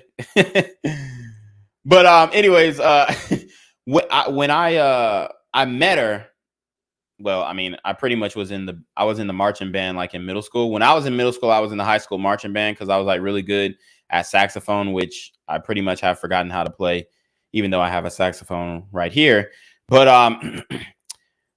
so pretty much I'll tell you a story about this girl. So we used to call her the Lion, because like she was just like, she had this like kinky fro in high school, and it was like dyed. It was like dyed almost like a lion's mane. And she was like high yellow and just like fucking, I mean, dude, when she was in them dance line pants, bro, that shit was crazy, nigga. And she's like 100% like bad as fuck. You know what I'm saying? So like honestly, I mean, she looks good in these pictures, and obviously it's a lot of Photoshop and whatnot. And she's lost a lot of weight too. But like she definitely had like big ass natural boobs. I don't know if she's gotten work done now, but she's definitely like super bad. Anyways, there was this one time where I was in middle school, bruh. And I mean, it was pretty obvious that she was definitely dating older men. And this is what I keep like saying. See, women who complain about younger women dating older men are the younger women who don't take advantage of dating older men. When you're a younger woman and you look as good as like this woman here, which I mean, we'll go back in the day because she had some way crazier photo shoots. And this was in 2012. And this was even way after she had graduated, because I think she graduated 2008, 2009. She graduated 2008, 2009, maybe 2010. But obviously she's damn near courtside. A woman like this, she used her beauty to get in positions of power. And now, I mean, it looks like she's probably touching 6 figures a month. I'm not even gonna lie. Like she's definitely close to a millionaire. Let me see. Just by the lifestyle. And a lot of it could be flued out. Okay. Like I'm not gonna. But all the businesses that she has in her bio, guess what she doesn't have? OnlyFans. She doesn't have an OnlyFans because why? Because she was a video vixen and she was involved in, let's keep it a buck, video vixen is sex industry. It's sex work. And there's a lot of escorting going down in the video vixen industry. But I mean, she still looks fucking young and she's probably early 30s. So, I mean, obviously, I'm pretty sure she's probably gotten some plastic surgery because she definitely looked different in high school. But she's still bad bitch, whatever. Looks like, I guess she was selling cars at one point. And, she ended up creating a lifestyle which, from my opinion, it looks real. Maybe not 100K a month, but I'll say probably like at least 20K a month. Maybe 30. Let's see. Let me see if I can like search her net worth. Yeah, so I mean, they're saying that she is a millionaire. They're saying she's 33 years old. Okay. So yeah, they're saying she's a millionaire. They're saying, let's see. Yeah, so I was thinking, yeah, she's probably making close to 6 figures a month. She was in music videos with Soulja Boy, Bow Wow. But I'm telling you, I was like in middle school when she was in high school. I haven't even told y'all this story. Anyways, I was in middle school. We used to walk to Raising Cane's because it was like right by Clark Central, the high school I went to. So I walked to Raising Cane's and I come back with some Raising Cane's, right? She was like, ooh, I want some Raising Cane's, something like that. She was like, oh, I want some Raising Cane's. Oh, yeah, and she's definitely had plastic surgery. But yeah, she was like, yeah, I want some Raising Cane's. And then I gave her some Raising Cane's. And then she basically like kissed me on the cheek type shit. And like a lot of like the older girls were like, they always said that a nigga was gonna clean up when I got to high school, which I did. I did pretty well. But yeah, bro, like she gave me a kiss on the cheek, and like that was something that I like remember till this day. I'm not even gonna lie, because like she was just like so fucking bad in high school. Even though like she it looks like she's probably gotten some work done on her face, and it looks good. She was still super hot in high school, but I think she did get involved with like the video vixen and kind of wormhole down that path. And she probably, maybe did involved in alcohol heavily, but it looks like she's on YouTube. Wow, I didn't even know she had a YouTube channel.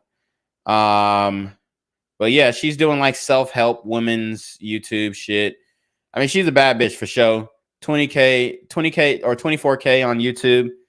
Looks like she doesn't post consistently though, but she's getting decent views, better views than me, goddamn. But, it does seem like she is kind of feeding into the female delusion a little bit. But anyways, my point in this was, it looks like she has, boosted herself up to a level where she's making good money, but she dated older men 100% when she was in high school. I don't like she was dating this nigga who was like, I can't really say specifically his age because I was so young and I didn't really have, I had a concept of age for sure, but I really didn't have, when you're 12 years, I was 12 years old when I was in the marching band, bro, with high schoolers. When you're 12 years old, I'm thinking back on it, I'm just like, wow, I was literally like 12 hanging out with like 18, 16, 15-year-old dudes. But and women. But like when you're 12, you really don't have a grasp of like age. So it would be like the nigga would pick her up after dance practice. Like she was dating a substantially older man for sure. But I knew that, she wanted to leave high school and just become a big star and all that stuff. And she did. She became like a household name in the city for a little bit. Especially like, dude, there was this one super, oh my God. There was like this photo shoot that she did that was just like fucking oily, and bro, that shit was fucking crazy. She was on King magazine, and yeah, she's definitely gotten some work done. Like she was showing her ass literally. But she's like, she's super bad, honestly. Oh yeah. I could probably show y'all. I could probably show you this. No, I can't show. Hold up. Can you show covered up boobs on like she's covering it with her hands? I'm not even gonna test it. I ain't even gonna test it. But yeah, y'all could look her up. Shanika Adams oily photo shoot or whatever the fuck. But yeah, she was in all types of music videos and whatnot, and like she lived her best life. Now she's doing the entrepreneurship shit. My point was that she dated significantly older men when she was in high school. That was a huge ramble. I don't know, guys. I don't know what I'm doing on this stream. I'm just fucking flowing. Let me know what you guys think. But anyways, House of Lamar says, how can you live in a cesspool? Oh yeah, I read that one. I'm just trying to catch up with the chats. Okay, Alvazo says her goal was to prove DDG isn't over her all while exposed. Oh, I read that one too. Alvazo says, get a job, you broke ass 304. House Lamar says, I'm back. House Lamar says, my bad, I'm at work. Alvazo says, welcome back to the throne room. Yes, sir. Alvazo says, it was funny that Rock can deadlift more than Blueface. Oh, did she actually deadlift more than him? Wow. Well, she is she ran track. So, you got to have some fucking quads for that one. Distant Light says the gum thing is a classic girl move from like elementary school. True. House Lamar says it's mostly older women complaining about older men with younger women. Yeah. She dated significant. Yeah. And that was my point too. The older women complaining about older men dating younger women are the older women who also dated older men, but they didn't take advantage of dating an older man. And what I mean by taking advantage of dating an older man is, going under his wing, being under his leadership, being under his guidance. Dude, Shanika Adams, shout out to her, boss babe and all this other stuff. I don't know if she's got a man or anything like that. I'm sure she's got all types of romantic interests, but she's doing the boss babe thing. But you think that she learned all of this herself? Maybe, possibly, but no. Okay. She learned how to move her businesses. I guarantee men taught her business savvy.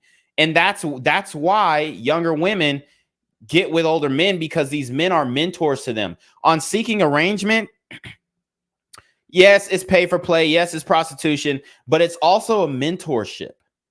It's also a younger woman going under the wing of a man who's already made his bones in whatever industry that he's in, who's already been successful in whatever industry that he's been. Okay. So these younger women, they go up under the older men's wing and they learn from these men. They are getting a net benefit from that man. They actually have the opportunity to benefit more from that man than the woman actually, or then the man actually has to benefit from the woman. I mean, all he's getting is some young pussy, which is great, right? It's great. But does she really know how to cook and clean? Is she really doing those things? Probably not. I mean, a lot of older men with money, they're not requiring these women to do that. They're not requiring these women to put no bread down. They're not requiring these women to do anything, bro. They're not. They're just show up, fuck, you don't have to cook and clean, just be nice. A lot of the older men, they're not. They're just spinning the bag. They're just spinning they're just sending the Cash App straight off. Off rip. Oh, you're so hot. Send the Cash App. Oh, can you get on a phone call with me? Send a Cash App double the amount that you just sent. This is how these old niggas are moving, okay? So these women know that, and they get themselves in a position to be with these older men, okay? Now, do I advise a Nia Long situation? No. But what I'm saying is, all of these, I mean, shout out to Shanika Adams, and guys, go click her links, go to her little store and get some extensions from her and get some clothing from her for your girl or whatever, and support her, support this black female entrepreneur. But she got with older men in order to learn her business savvy. And I mean, I don't know who leaked the sex tape of her. I really don't.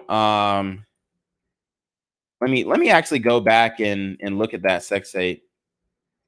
Because let's see. Because they're like, I mean, the sex tape leaked, and I know she really was like, it really hurt her. I remember, I mean, I don't remember like how she felt and whatnot, but I remember when it leaked. And I don't know if she like deleted all her social media or something like that. But it really hurt her.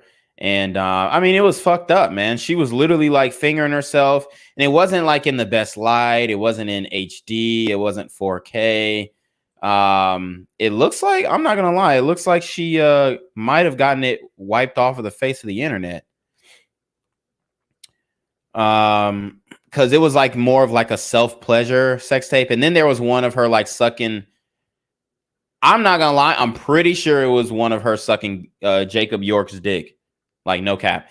And the thing is, like, Jacob York, he oh my God, like, this dude, I don't know him personally, but what I will say is he like acts all self-righteous. Kind of like what DDG was doing, like, oh, I support these women, whatever. But you're literally leaking a private sex tape of a woman. And I'm not going to say for certain that it was him. I can't say that for certain. But if I remember correctly, she was with him. The sex tape leaked. It was a video of her.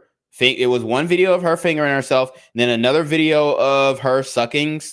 It looked like a fat black nigga's dick. And that's basically what he is. And you know what I'm saying? Like, he just gets on social media and acts like super self-righteous and, oh yeah, I'm for the women and da-da-da-da. When I'm not even gonna lie, I'm not gonna accuse him of anything, but the timing of that sex tape dropping, and this is him, Jacob York. I mean, obviously he's a Malcolm. He's a medium, ugly, lucrative, communicative, operational, likable man. But he's maxed out the lucrative, communicative, operational part. I mean, he's at the Grammys. Okay. It looks like he's a manager of some sort, very plugged in to the music industry. Okay. You've got him with Gucci Mane, what appears to be a Jewish record executive. Yep. Todd Moskowitz, a Jewish record executive. I mean, you can't make this shit up. And shout out to all my Jewish, record executives. He's here with Coach K. Okay. So this guy is plugged the fuck in. And from my understanding, he was Shanika Adams' window into the industry. And yes, she slept with him in order to come up in life. Okay. And it benefited her significantly. Yes, she probably has some regrets with dealing with him. But then at the same time, she understands, look, him at SiriusXM, breaking other artists. Okay. Guys, I mean, but the thing is, my thing about Jacob York, I mean, you know, it looks like he's a successful guy. Here's him with the guy who owns Republic, which I just did a video on this guy. He got killed. He got killed in Atlanta last weekend. Last weekend he got killed. And I did a story on this guy, Michael, on Black Gen Z Mindset. If you guys want to, you know, see what happened to him, guys, I mean, I'm on top of this shit, man. And all of this shit connects, okay? Jacob York knows Michael. This guy is a club owner, a huge, well, he was, okay? His name's Michael Gitawan, okay? He is a club owner in Atlanta. Here, him with Akon, him with Jacob York. Obviously, he brushed shoulders with the Black elite. He brushed shoulders with the Black elite. And, you know, he acts like super self-righteous on, you know, he's like, oh, Black Lives Matter, da-da-da, whatever. And that's fine. I get it. You know, here's him with Everybody Hates Chris. Everybody Hates Chris. Okay. I mean, that's another young girl. I mean, this guy, he definitely knows how to bring not only male artists into the industry, but female artists into the industry as well. And he definitely, I'm not going to say that he takes advantage of, because they use him for what they can do, and he uses them for what he wants. And I have no problem with that transaction. My point is, when he was with Shanika Adams, that sex tape leaked. And I mean, I saved that bitch on my PSP. I ain't gonna lie. My PSP got taken up by my parents, so I don't have that video anymore. But like, literally, she was like literally sucking this man's dick. And I mean, back in the day, it's like, bro, how are you? I mean, how do you fucking leak a sex tape unless you know, upload that shit to the internet like heavy? Like, there's a difference between like the way you upload now. Yeah, so there was a Shanika Adams scandal blowjob sex tape. Okay, yeah, so here it is. I found the video. I don't think it's safe for me to put a porn link in the chat. Yeah, but like you when you watch the video, like, she's sucking this nigga's dick, and like the smoke alarm detector goes beep. Like, oh, it's so crazy. But yeah. So yeah, she's sucking this nigga's dick. That's wild. This video is so old. This came out in 2012. Alphazo said Jacob York had been linked to Ruby Rose. Wow, yeah. I mean, he's fucking a lot of bitches in the industry. And this sex tape of Shanika Adams sucking presumably what I assume to be his dick. Like, they're literally having a conversation with his dick in her mouth.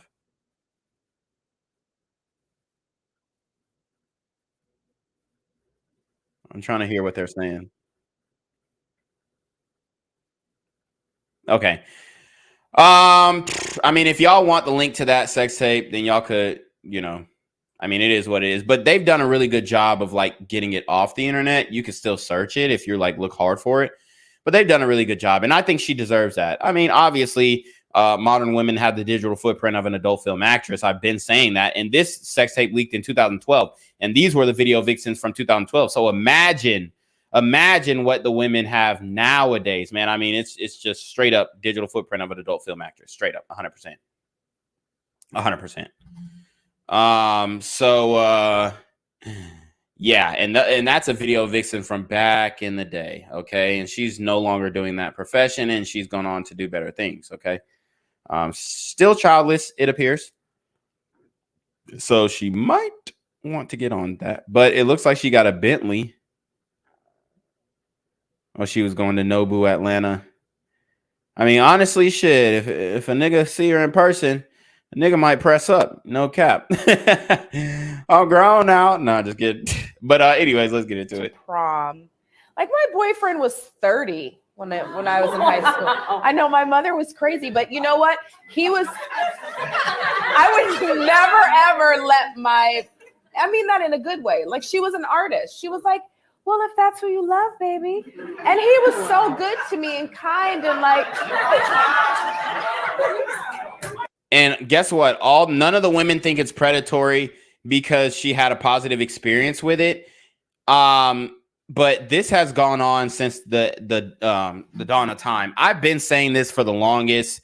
When we was in elementary school, the elementary school girls were dealing with the middle school boys. When we was in middle school, the middle school girls were dealing with the high school boys. When we was in high school, the high school girls were dealing with the college guys, okay, the grad school guys, whatever, or yeah, right. And then in college, the college girls, the undergrads, dealt with the guys who were in grad school or getting a second degree or whatever. Women like older men, okay, we know this. This is crazy because Nia Long, she dated an older man. She didn't even go to prom because she couldn't bring that nigga to prom, okay. She dated a 30-year-old man, which is wild. The nigga reached back down to the high school to grab her ass. But she dated a 30-year-old man. And, he pretty much, like I said, he elevated her. He taught her the ropes. He taught her how to be a woman. Is it a weird relationship? Absolutely. I don't know how old she was. And I don't know. Let's actually look up where she went to high school and see the not the statute of limitations, but the age of consent in her state. Nia Long High School. So where did Nia Long go to? She went to Westchester Enriched Science Magnet School. That was in New York City, I guess, right? Oh no, that's in Los Angeles. Yeah, so so she went to Go Comets. I guess that's their mascot. So she went to a school in LA. What is the age of consent in California? I think it's 18 now. Or 17. Oh, it's 18, okay. Let's see, but it was a lot. Back in the day, it was probably. Let's ask ChatGPT. Let's ask ChatGPT. Oh, this will be really interesting. We can do a fun experiment with ChatGPT too. Let's see. Let's say she was high school, prom, 17, 18, and she was born. Do some quick math here. Let's see. Nia Long is 52 years old. She was born in 1970. So let's say 1987. Good for you guys. 1987. Let's ask ChatGPT. What was the age of consent in California in 1987? Age of consent in California in 1987 was 18. Okay. So the age of consent has been 18. I guarantee she wasn't 18 when she dated that 30-year-old man.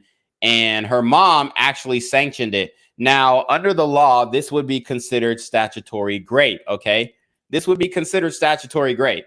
Now, we're going to do a fun experiment with ChatGPT, and they're going to be hard-pressed to admit, or they might not. I mean, it depends on the circumstance. But I had asked them about Thomas Jefferson and his situation, his situation with what was the slave that he had intercourse with who was like 14 or 12 to 14, something like that. Sally Heming, right? I was going back and forth with ChatGPT and like telling them, hey, that's statutory rape, right? And then they were like, oh, well, like they didn't want to admit that Thomas Jefferson statutorily raped Sally Heming. So that was very interesting conversation. I actually screen recorded it, which I might post one of these days. But anyways, but yeah, so her single mom, Nia Long's single mom, there was no father around, 100% sanctioned her relationship with a 30-year-old man. Now, this man, it seemed like he was a good man. It seemed like he treated her well. She had a great experience with him. And that was kind of how things rolled back in the day. But at the end of the day, a lot of women like to shame older men for dating younger women when all these younger women were dating older men. And I guarantee Nia Long is not the only one who was dating older men. Right? And he did it the right way. He went to her. He was from Oman. He went to her and he said, I love your daughter and I want to date your daughter. And he asked permission. Look at your face. You're like, that ain't happening with my baby. But you know what he taught me? Because he owned a hair salon. He taught me how to do my own hair and makeup. So he taught her how to do her own hair and makeup. I mean, that's the consolation prize of getting statutorily raped, I guess. My thing with the hair and makeup, why didn't your mother teach you how to do your own hair and makeup? Isn't that like a mother-daughter thing? And this is the crazy thing. Unfortunately, these single mothers can't even raise their own daughters. Like, let alone raise a young boy, raise a young man. They can't even raise daughters, bro.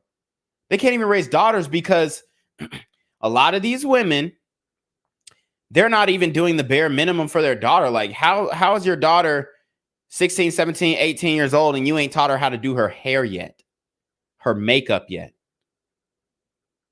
I mean, what was her mom doing? She strung out on fucking shrooms or something? She said she was an artist, a nature woman type shit, right? And that's the crazy part about this, man. This cycle, single motherhood, has been going on for a long time. Long time. So I got that. So, she learned something from the older man that she dealt with, okay? She learned valuable life lessons that, quite frankly, her mother should have taught her from the man that she dealt with, when she was a younger woman. So a lot of people like to present these situations as predatory. 30 with anything below 18 is wild, but if she was 18, I'm digging it. But it's a very sensitive subject, okay? Very sensitive subject. But what happened was her mom sanctioned the relationship. Her mom, and this is what I keep saying. A lot of people say, oh, well, it's just a man. It's just a man. Well, the mom actually, the mother actually sanctioned the relationship. The mother actually approved of the relationship. So let's ask ChatGPT. Okay, I'm going to say Nia Long just recently admitted that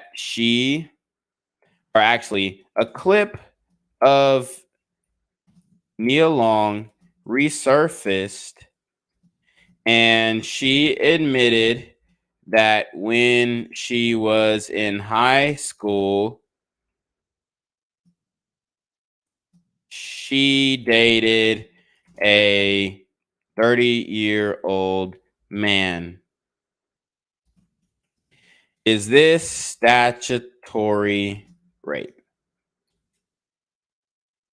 Let's see what ChatGPT says. If Nia Long was under the age of 18 when she dated a 30-year-old man and they engaged in sexual activity, it could be considered statutory rape, depending on the laws of the jurisdiction in which they lived. The age of consent, which is the age at which a person can legally consent to sexual activity, varies from state to state. In the United States, and can be as low as 16 in some states. If the age of consent was 18 or higher in the jurisdiction where Nia Long and the man lived, and she was under the age, their sexual activity would likely be considered illegal. However, without more information, it is difficult to determine for certain whether the relationship constituted statutory rape. So this is the thing that this is my gripe with ChatGPT. How do you not know? You're an AI, right? You're AI. How do you not know what state Nia Long went to high school in? Okay, so let me ask, what high school did Nia Long go to? And this is my thing. Nia Long need to get back with Ime Udoka. If she was cool with her being underage and dating a so ChatGPT is an AI, and they're not able to figure out what high school she went to. Okay. Yeah, that's wild. It says Nia Long is an actress who was born in 1970. So if the information about her dating a 30-year-old man while she was in high school is accurate, she would have attended high school in the 80s. However, without more specific information, I cannot determine. So we just looked up what high school she went to, right? So I'm going to say Google says Nia Long went to Westchester, right? Fine high school. So she was a teacher's pet. Let's see. It says I'm on our Wikipedia now. Long was in Brooklyn, New York, New York, to Toledo Long, a teacher, and Daughtry Long, a high school teacher and poet. Her mother is of Trinidadian descent. She has an older half sister, the actress and comedian. Oh, what happened to her pops though? Long was 2 years old when her parents divorced. Okay, parents divorced. She accompanied, so in 1972, her parents divorced. She accompanied her mother when she moved to Iowa City, Iowa, to study fine arts. Her mother moved to South Los Angeles when Long was 7 years old, and she planned to marry there.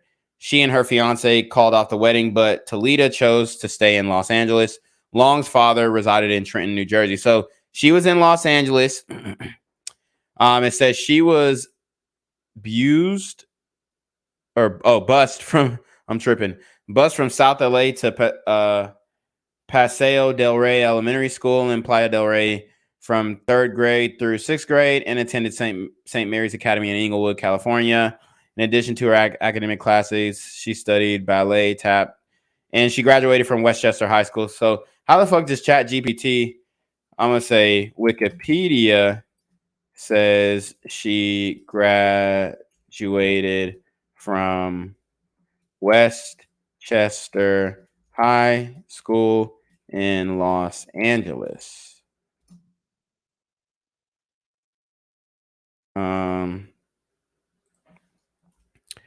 Let's see what they say now. Yes, that's correct, Neil Long. So why the fuck didn't they say that? If you're AI, then how the fuck did they not know this? See, this is bullshit. I'll be dealing with ChatGPT. Okay. So if Neil Long was in Los Angeles, isn't you got to walk them to the water of consent 18? Let's see if the AI has morals. This is fun playing with this AI, but I know it might be boring to y'all, though. Let me know if it's boring.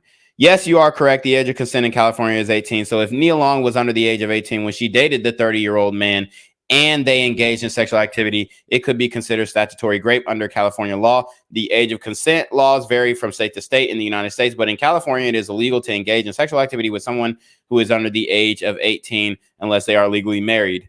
Nia Long said he taught her how to do her hair and makeup so he could mess it up later in the bedroom.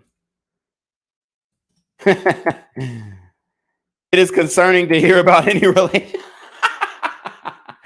This is fucked up. I'm not gonna lie. That was a fucked up question I said. Oh God. Let me read their response.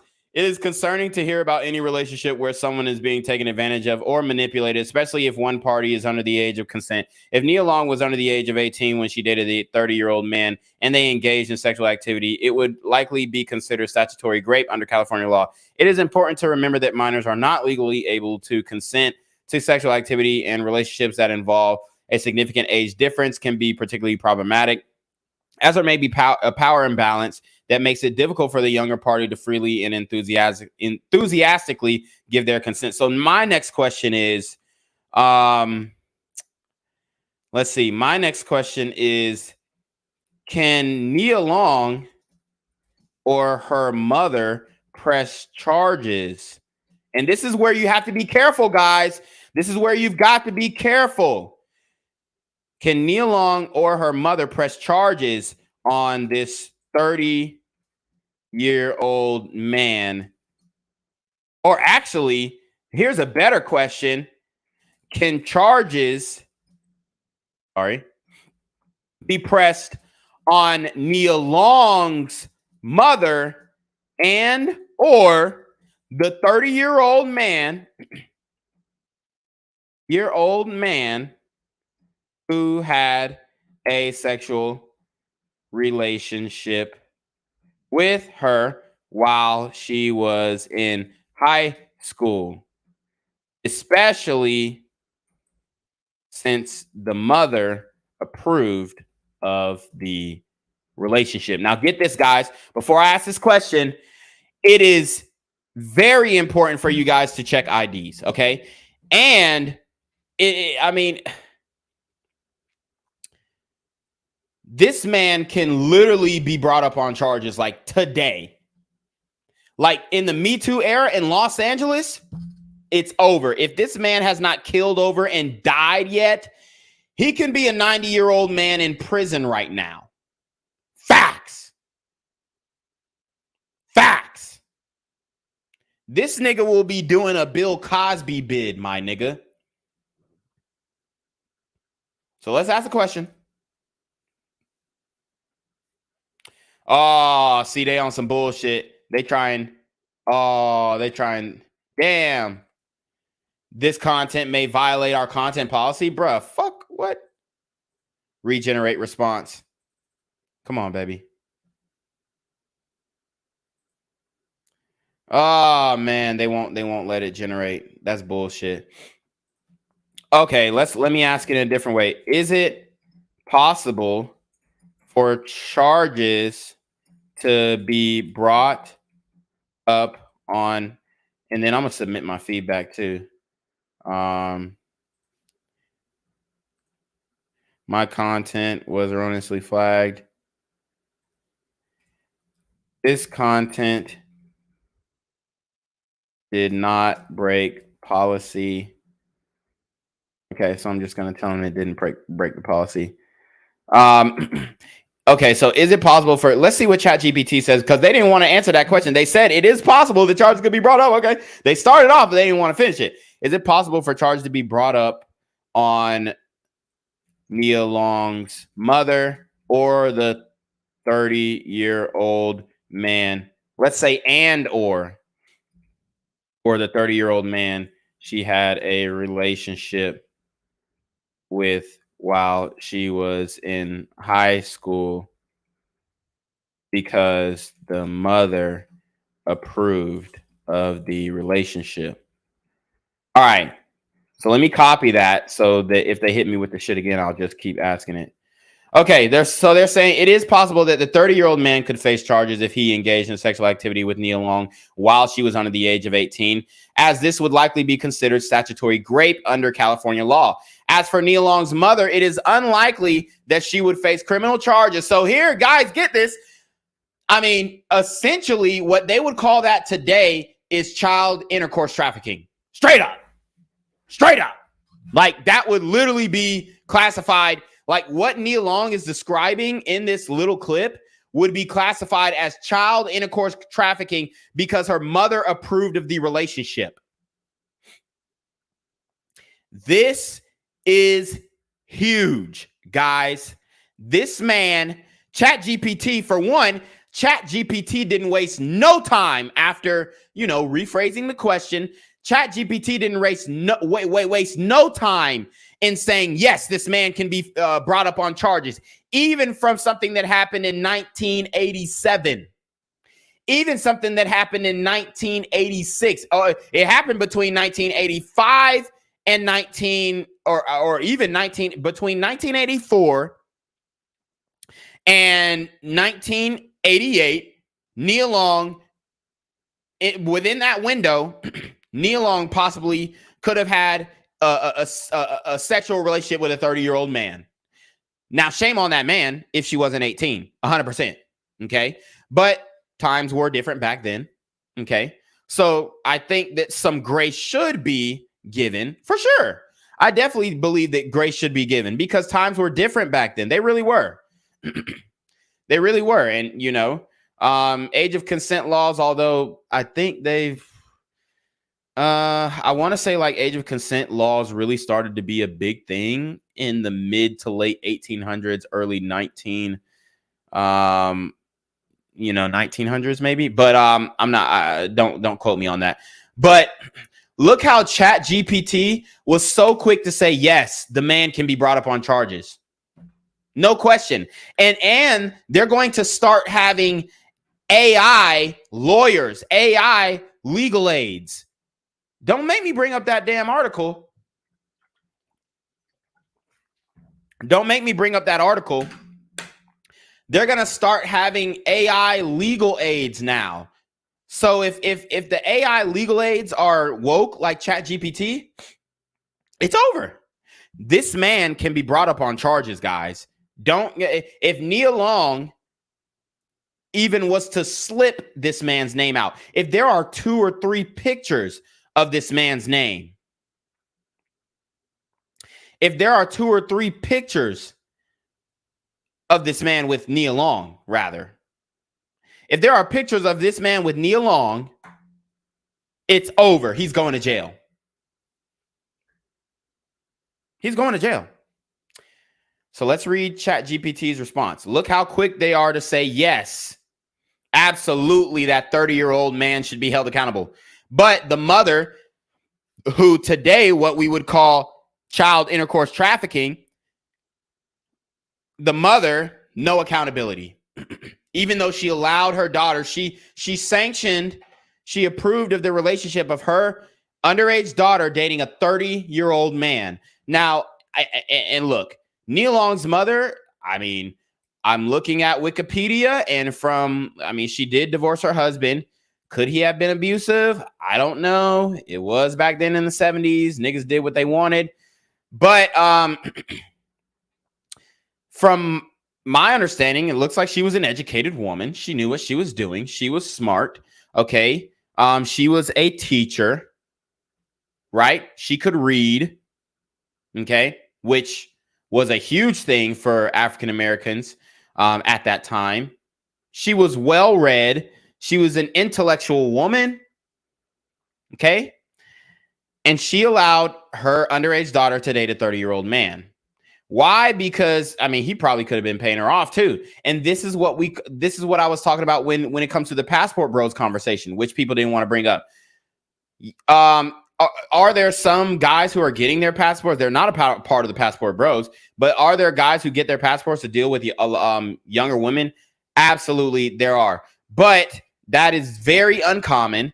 And then on top of that, the woman who, not the woman, but the girl who they're dealing with, their parents oftentimes sanction that relationship because of the American dollar, which is fucked ass up for sure. But it's a real thing. And this actually happened in Nia Long's situation as well, because her mom, probably was just getting paid off on the side. Maybe he was fucking her mama too on some R. Kelly shit with Aaliyah. You know what I'm saying? Paid her mama off to date the daughter and then fuck both of them type shit. That could have been something too.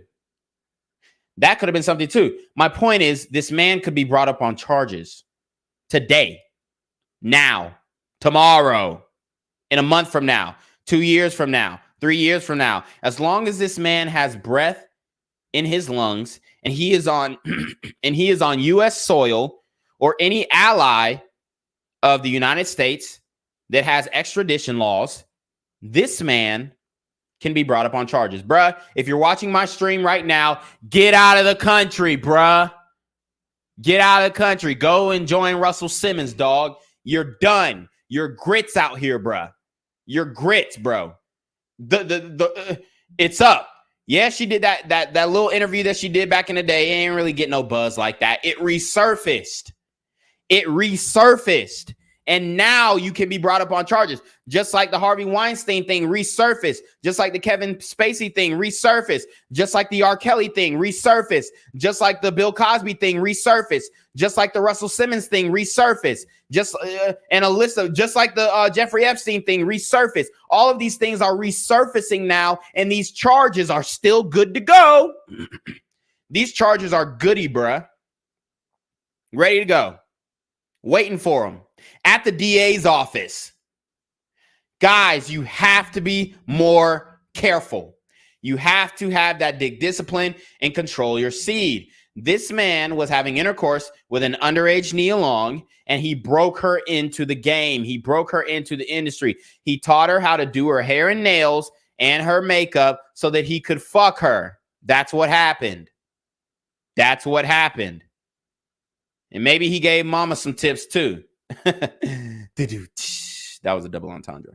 But anyways, ChatGPT says it is possible that the 30-year-old man could face charges if he engaged in intercoursal activity with Nia Long while she was under the age of 18, as this would likely be considered statutory rape under California law. As far as Nia Long's mother, it is unlikely that she would face criminal charges simply for approving of the relationship. However, if there were any other actions on the part of the mother that contributed to the sexual abuse or exploitation of Nia Long, she could potentially face charges such as child endangerment or accessory to a crime. In any case, it is important to note that the statute of limitations for pressing criminal charges in cases of intercoursal abuse can vary, and in some cases, it may no longer be possible to pursue charges. Additionally, it is always advisable to consult with a legal professional to determine the best course of action in any specific case.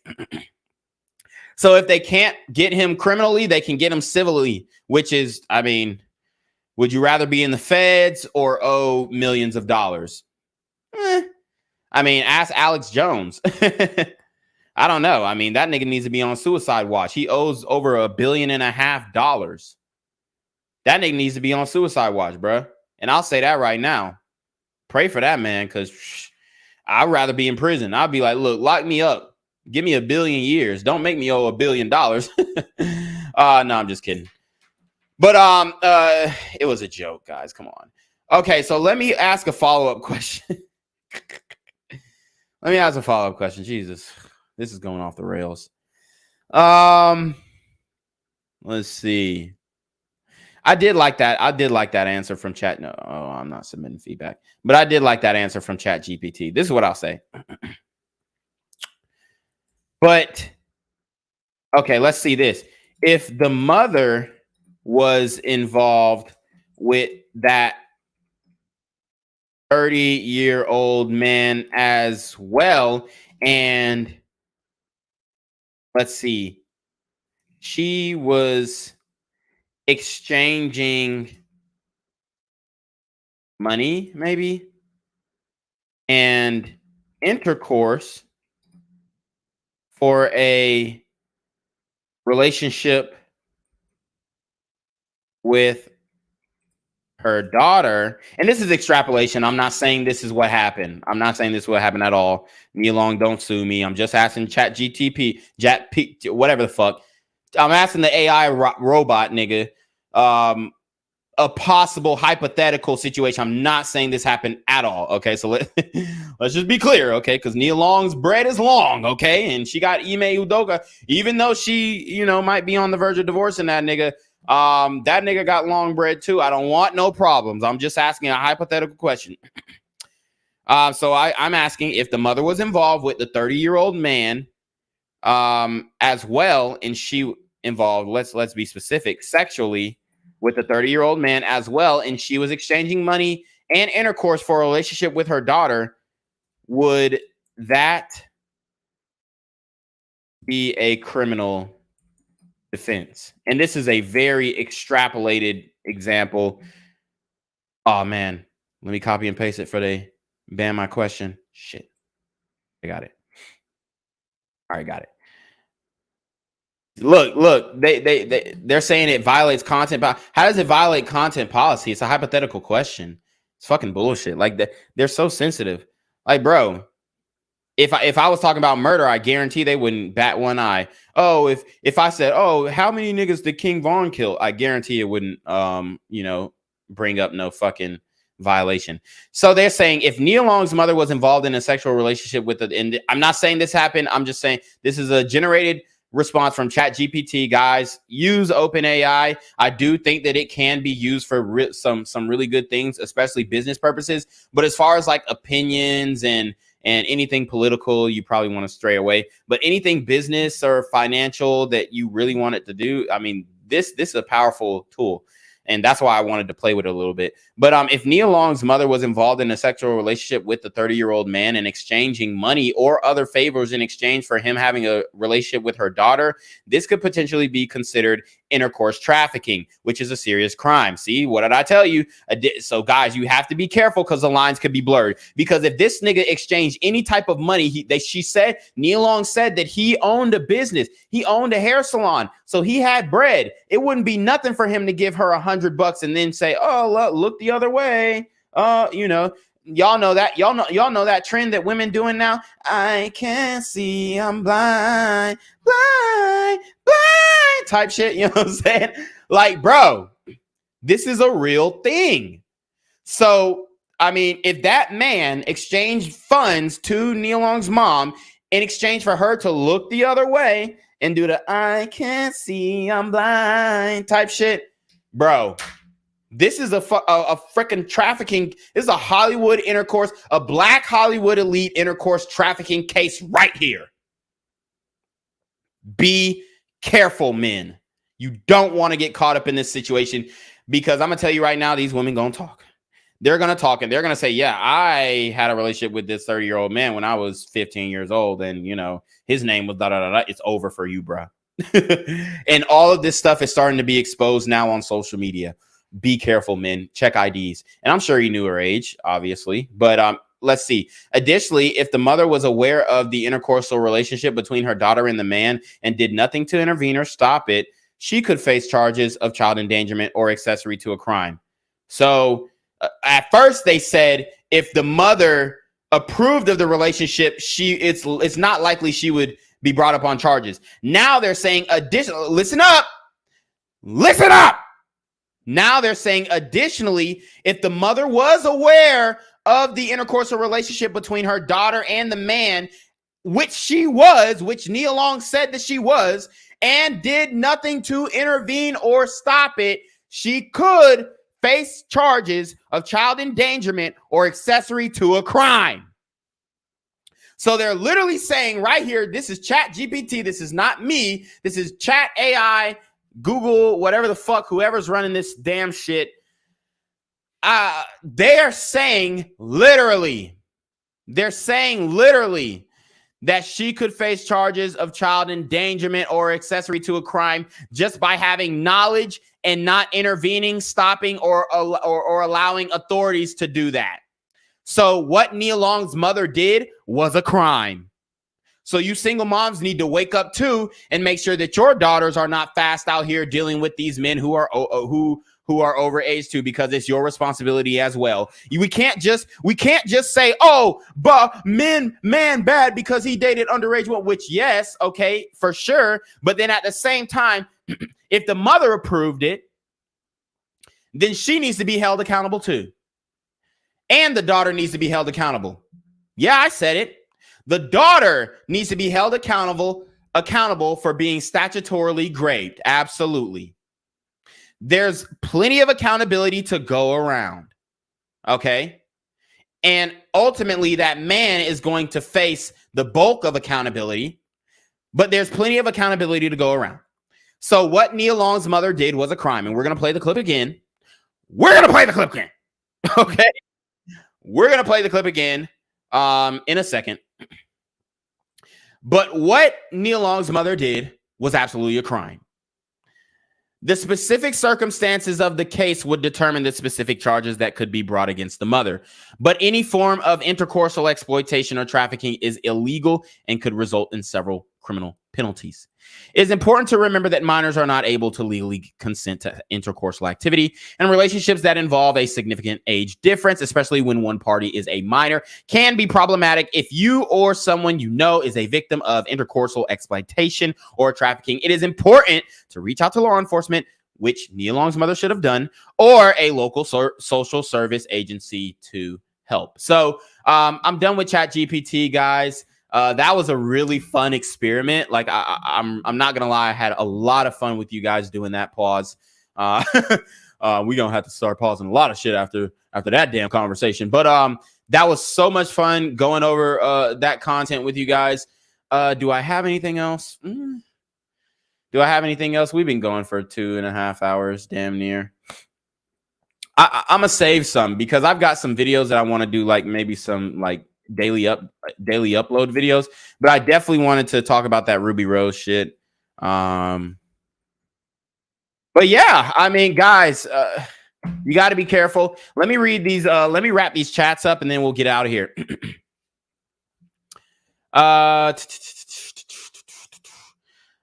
All right.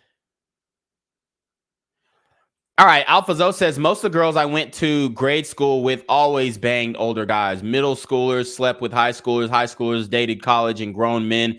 We been known what was up. Exactly. AlphaZo says, it was remember the street niggas used to pull up to the high school picking up the girls and none of the teachers said shit about it because they were scared to get shot? AlphaZo said, it was the norm for 25-year-old guys to pick up girls at my school and in my city. The girls would brag about it. Absolutely. My Hayana Confidential said, get them likes up. Nightish says, that was a thing, and I guess it still is. Absolutely. Alvazo says, remember this one girl I used to talk to? She's 17 and got caught banging a 30-year-old man. 18-year-olds dating guys 25. Right. Alvazo says, you too young for me. I only date guys 21 plus with a car, house, and money. Meanwhile, we in the same grade. Absolutely. That's literally what would happen in high school. I'm not even going to cap. Alvazo said, almost every girl I went to high school with currently has a baby father who is in their late 30s and 40s. Right. Alvazo says, I know Shanika Adams. I haven't seen her in years. That's crazy. She literally went to my high school, bro. I'm not going to say I know her personally, but I've met her. Like, I've spent time with her. I was in the band when she was on the dance line. So I've spent a lot of time with her. And some other girls who were, that was like the last. Our dance line were finer than our freaking cheerleaders. Like, back in the day, all the cheerleaders were bad at the black high school. All the cheerleaders were bad as fuck. All the dance line women were bad as fuck. Nowadays, there's a whole bunch of fat hoes. It's dead, bro. Back then, oh my God, it was so many bad, so many bad black girls who were just there. And now it's just like, when you go to high school basketball games, like, all the cheerleaders are fat and ugly. And I'm like, where are the bad bitches? And I'm like, oh, okay, they're probably on OnlyFans. Because like I've said before, modern women have the digital footprint of an adult film actress. Alphazo says he's piped out dozens of celebrity women, including some girlfriends to celebs, but he is a big simp. Yeah, Jacob York is definitely a trick. He's definitely a trick, 100%. You can look at that nigga and he's a trick. He's a medium, ugly, lucrative, communicative, operational, likable man, okay?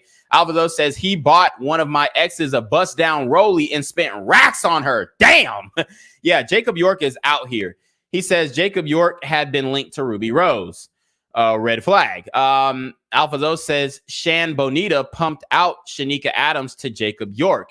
Shan Bonita? Okay. Yeah, I didn't know about Shan Bonita. Jesus Christ. But pimped out Shanika Adams to Jacob York. Oh, okay. Shan Bonita. Oh, okay. Yeah, that makes sense, actually. That makes sense. Let me figure out what Shan Bonita looked like, because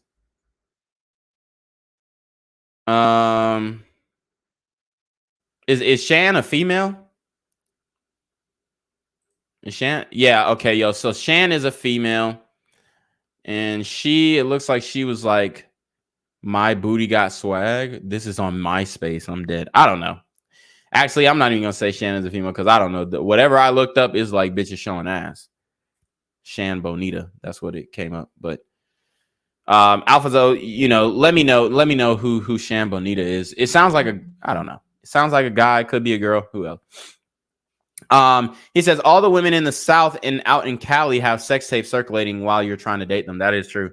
Alvaro says Nia Long has been with Omarion, actor Kevin Phillips, Chris Tucker, NFL, Dwight Freeney, T.I., 50 Cent, Mick Jagger, actor Shamar Moore. Yeah, Ime Udo. And Shamar Moore, I swear to God, he just got married to a white woman. Let's see. So niggas is dating out, bruh. Or he just had a baby with. Oh, I guess she's Latina, right? Yeah, looks like she's Latina. Jezreel Dizon. She looks pretty much white, honestly. So yeah, Shamar Moore just had I'm pretty sure he had a kid. He's having a kid, if I'm not mistaken. Yeah, so they're having a kid. First baby with girlfriend Desiree. Her third. Wow.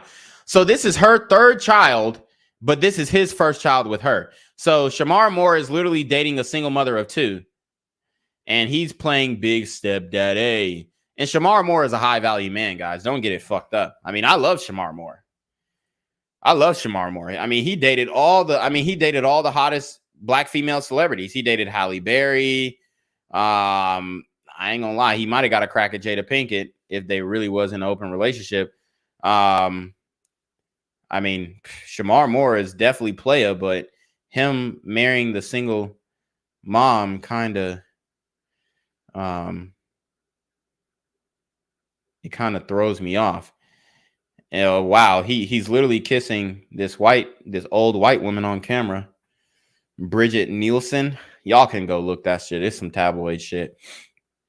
But anyways, yeah, we're gonna get back into this Nia Long video and then we'll close it out. But Alphazo says when she was a late teen and young woman, she was the eye candy of her generation and the it girl.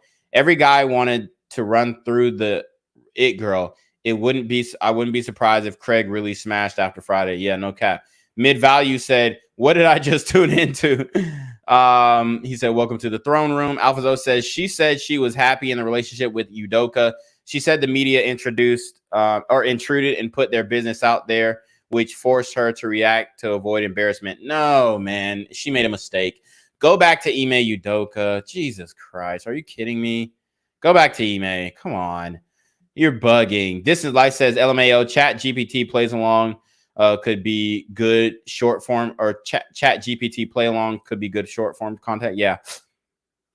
Alphazo says they can date 30-year-old men, grown men at 18, but when men date 18 to 19-year-old women, the men are gross predators. Exactly.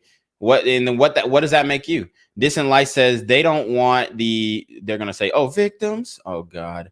Distant Light says they don't want the men they have their eyes on going for women that beat them in the youthful looks department because it's out of their control. Alvazo says, where's the outrage about how Kylie Jenner was 16 dating rappers, pro athletes, and celebs? Facts. Alphazo says a big part of LA culture is young girls dating grown men for clout. Facts. Money and experience, but no one wants to speak on that. That's big facts. Alphazo says it's funny how all the accusations happen 10 to 20 years after they start to regret their life. Right. He says chats. Yep. Alphazo says all the baddies don't want to play sports or do dance band. They aspire to be IG thoughts and OF girl creators. Yeah, that's true. Let's see. Oh, the X-Files. Shanika Adams' ex posts freaky flick of her on IG. Wow. So this comes from Vlad TV. Holy shit. Sham Bonita says she pimped out Shanika Adams to Jacob York. Wow. Let's see. Oh, wow. So this was oh, yeah. I remember this post. Yo, shout out to Alpha Zoe. You know what? I'm actually happy that Alpha Zoe is in the chat because like we pretty much grew up in the same type of time period. And funny thing is like we really have a lot in common, and we're kind of like pretty much on the same type of game. And like the fact that he's aware of like Shanika Adams and like the shit that she went through is like real deep, because there was this old Instagram post that was put up that I totally forgot about, and he just sent it to me and reminded me of it. So yeah, so we're gonna actually get into these Shanika Adams articles as well, because this was like from back in the day. This was like Instagram before like Instagram models was like, well, it was when IG models really started to pop off. And Shanika Adams was one of those girls who was just like drop dead gorgeous, fucking banging body, voluptuous, Vibe magazine, King magazine, like everything. Like she was just fucking like that bad bitch. But that sex tape really hurt her, bro. It really did hurt her. And that was back before sex tapes were glamorous and you could make money off them like that. Alphazo says, Shan Bonita is a former IG thought from back in the day. I sent you receipts. Yeah. She was pimped out by industry guys and recruited other girls for industry high value men to run through. Wow. Yeah, that's right. Thank you, Alphazo, for the info and the 1999 super sticker. Oh, say less. He said, we really be outside. Hold on. Hello?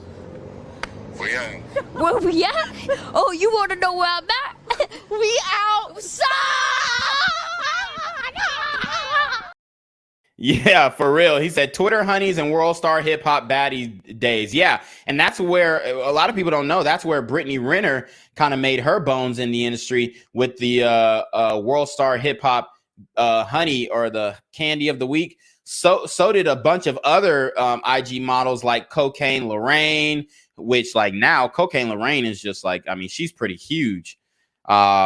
You know, she's gotten bigger in weight too, which is honestly, she putting on some really good curves. I don't know. I'm pretty sure she's BBL'd up, but I ain't gonna lie. It looks good. I'm not gonna lie.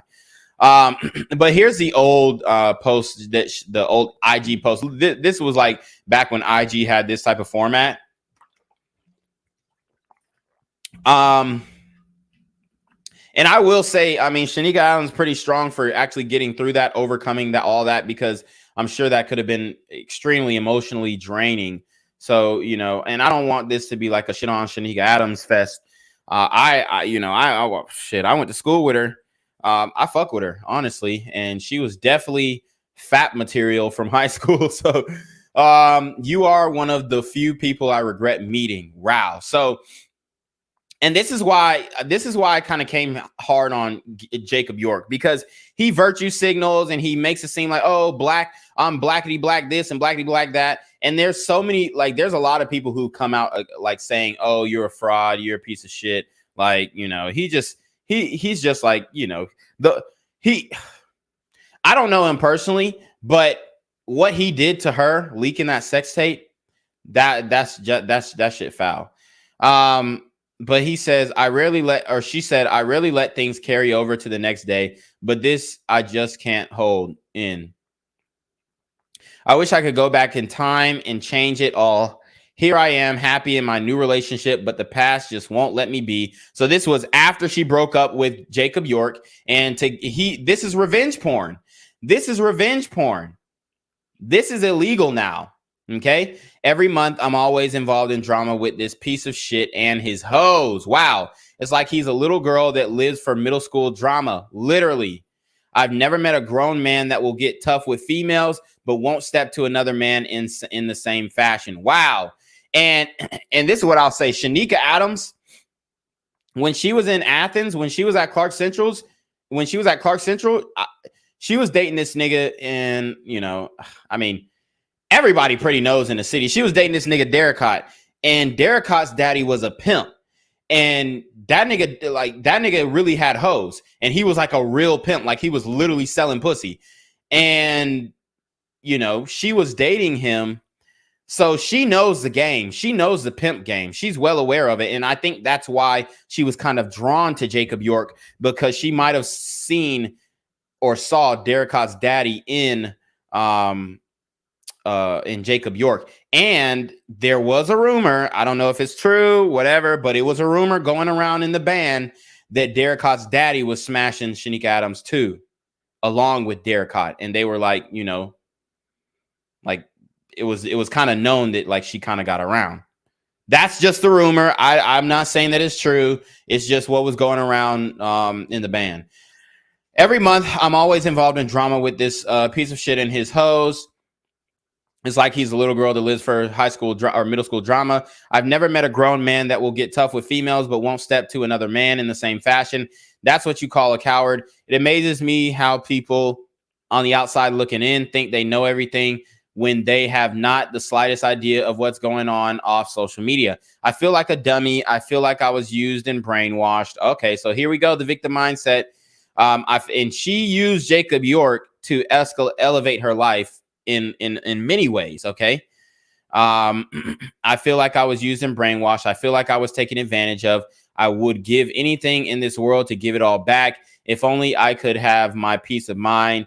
Take it all, please, and just leave me alone. I don't want anyone to confuse this with hurt or anger. I'm just fed up and tired. Shit. Have you ever just been fucking fed up and tired? I have beef with women I don't know. I have beef with women I do know, all because they wanted what I had, not knowing the bullshit I went through to have a lifestyle. So, wow, she's being very candid and very honest and saying, hey, I did this for a lifestyle. I dealt with Jacob York because he rubbed shoulders with celebrities that I idolized. I dealt with Jacob York because when he goes to the club, he talks to the bouncer and they let him right in. I dealt with Jacob York because he has a section every fucking weekend. I dealt with Jacob York because he shook hands with Akon and Akon was singing his praises. I dealt with Jacob York because he knows everybody in Atlanta, and I want to know these people too. I dealt with Jacob York because he got me on the set of Soulja Boy's new music video. I dealt with Jacob York because he got me on the set of a Young Jeezy music video. I dealt with Jacob York because he, shook hands with Fat Gucci Mane before Gucci Mane got in shape, and he was rubbing shoulders with those types of people. That's why I dealt with Jacob York. And she's being very honest about that in saying that I have beef with women. I do know all because they wanted what, or I don't know, I guess is what she meant. All because they wanted what I had, not knowing the bullshit I went through to have a lifestyle, in quotes. A lifestyle, guys, a lifestyle. They do it for the lifestyle. It's not necessarily the money. It's the lifestyle. Let's see Jacob York's net worth. See Jacob York's net worth. Jacob York, 48 years old. He's from Senegal. Looks like African brother. Are they showing his net worth? No, I don't see it. Oh, 5 million. 5 million. What did we say Shanika Adams' net worth was? 500 or 750 $750,000 to $1 million, 1.5 million. So he's got 5 million, and back then he probably had 2 million. He worked with Biggie Smalls, he worked with Akon, he worked with Lil Kim. He's in the music industry. He's the industry. He's black elite music industry, and he ruined this girl's life. A lifetime I walked away from for my own good. All I want to do is be happy in my new relationship and move on with my life. And this is the issue. She had a sex tape with another man, and she can't be happy in her new relationship. Why? Because a man doesn't want to see his woman. Like when you look up that Shanika Adams sucking dick video, as a man, that makes your stomach boil. You don't even want to kiss your woman anymore. You don't even want to kiss her. You don't even want to kiss her, man. Okay? Like it something when you are, imagine if you dealt with a girl for, well, let's even say 3 to 6 months. You really like her. She's so hot, like Shanika Adams is. She's so sexy. She's sophisticated. She's intelligent. Okay. Even though she didn't go to college, she's smart. She's elegant. Okay. She's classy, right? She's super hot, high yellow, light skin. Okay. And you're dealing with her 3 to 6 months, and then you get a text on your phone. Doo-doo-doo. It's a video of her sucking dick. Something inside of you dies as a man. Something inside of you dies. Like all the way, dead. Like in the grave. Something inside of you dies. Okay? So she can't move on to her new relationship because she, in his mind, she's got Jacob York's dick on her breath, bruh. This happened in like 2012. This was 10 years ago. So we're scratching up old wounds here. Okay? She couldn't even move on to her next relationship because she had dick on her breath from Jacob York. And that man could not stomach seeing that, especially back in the day. Nowadays, you know, niggas will just play the game and be like, oh, yeah, you do OnlyFans? No. Oh, cool. That's so awesome. Yeah, let me fuck you on camera. I just don't want my face in it. Oh, yeah, that's so awesome. Yeah, I love that. Okay, boom. Like, you know, you deal with it temporarily and you're out. Okay. So that's that. All in all, this was a learning experience, an experience that took 4 wasted years of my life to finally realize the truth that I've been dating or dealing with a clown. I do take responsibility in all of this because I chose to stay with that person. Absolutely. So, and this is back when women took accountability, and I respect the fuck out of that. I respect the fuck out of her for that. This is back when women took accountability. I chose to stay around for the perks, the lifestyle, the money. I can always admit my wrongdoings. That's why I'm blessed. It's funny how I'm always made to look like the bad guy. When these people started this drama with me, they try to break me but never succeed. I'm still here, still me, still living the same life I've always lived. Bills are still paid, not out here hoeing myself to make ends meet, still taking care of my family, still Shanika motherfucking Adams. My hubby is an awesome man and doesn't deserve this. Was she married? And then it says Sham Bonita left this comment on Shanika, and Shanika responded. So it says, oh, now I feel bad for selling you to Jacob. But girl, why you think I didn't want him? LOL. Shanika Adams, think smart next lifetime. Damn. Him recording you while he let 2 guys G you was never love. Wow. So he really did slut her out. So she said she's not hoeing herself around, but I mean, he was recording her while she let two other guys fuck her. So, you know, unfortunately, she made really big mistakes, and she did slut herself out. She did. She made some huge mistakes, for sure. And this is what I keep telling y'all. If you go to Shanika Adams' Instagram right now, you would have no fucking clue. That's the scary thing. You would have no fucking clue. She literally had to change her Instagram handle to a Virgo world. And she has a blue check mark. But she literally had to change her Instagram handle because if people search her name, then they're going to find that fucking sex tape. They look hard enough. Okay? It's only a matter of time. Now, she's a rich bitch now. Okay? She's making money. But what I will say, though, a lot of women say, oh, well, you know, he's going to regret losing me. I'm not going to lie. Jacob York leveled up from where he was when he was doing this shit with her. Like, this nigga done reached another level of the music industry. And I mean, it seems like he's kind of a slime ball. Well, I mean, obviously he is a slime ball. He's a piece of shit. But, you know, at the same time, he has leveled up significantly. And I mean, he didn't regret shit. It was nothing to him. This is the part that women don't understand. It's nothing to them. It's nothing to us. And I'm not even going to speak for Jacob York in general. I wouldn't personally take the route that he took, like, especially like with a girl like Shanika Adams. I wouldn't have, like, for one, I wouldn't have, if I was dating her, I wouldn't let nobody else fuck her. For one, that's just off rip. For two, I wouldn't have put out that sex tape of her. And I genuinely would have looked at it as a, you know, sexual mentorship, right? If I was him, okay? And it seems like that he's just kind of not like the best type of guy.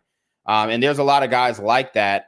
And there's a difference between being honest and say, hey, I'm going to slut you out. You know, we're going to be on Instagram. We're going to be on X videos. We're going to do this. We're going to go 100% into porn or whatever. And then it's another thing to like take a video that is taken in confidentiality and then like post it on the internet for everybody to see. That's fucked up. But, you know, obviously she's taking accountability. But Sham Bonita said, yes, him recording you while he let 2 guys G you out was never love and will never be love. I pimped a lot of bitches to him, and that's what I regret. My heart was bad. I don't like females. Wow. Shanika Adams says, you're pregnant. You have a child to be worried about. Get some help so you can be a mother to your child so she doesn't turn out like you. I won't argue with you because you're miserable and sad. Have a nice day, girl. And then Shambonita says, LOL, bye. I was apologizing. LOL, get over that hurt baby. Wow.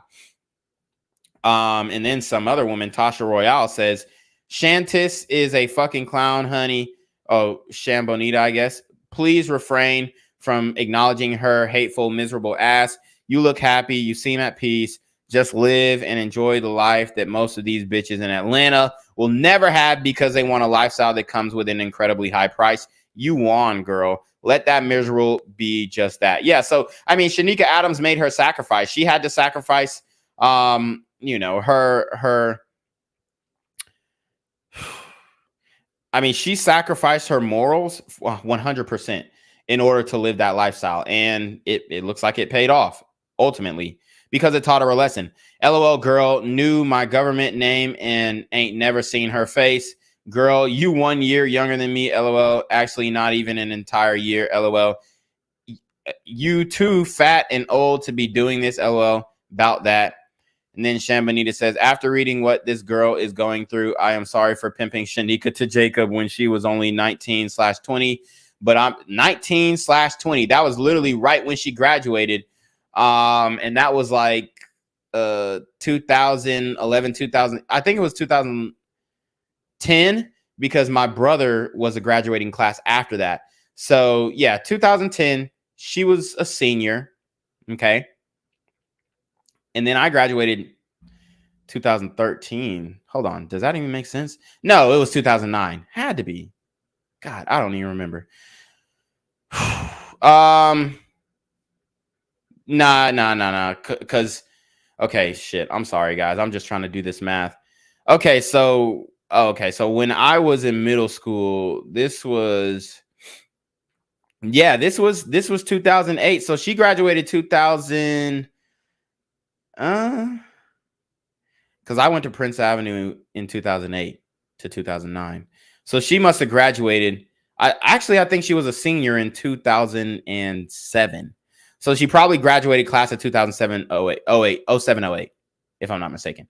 Yeah. But I mean, right when she hopped off the porch, 07, 08, I guess, 09 maybe. That between 07 and 2010, I'd say. She got pimped out allegedly, but I'm not like that anymore. I just wanted to push as many girls to that man as I could without having to do the same thing she did and still get some coins. I had a boyfriend. He was nosy as fuck, ruined my coins. And now I'm here pregnant by someone I don't want to be pregnant by. LOL, karma is real. So it looks like Shambonita, definitely got the worst end of the stick. And these are like chat forums in 2016. So many broken women, so little time. Wow. Shanika been getting dragged on social media. Superhead got on her the other day. Shanika also showed further proof she is behind one of the blogger's websites.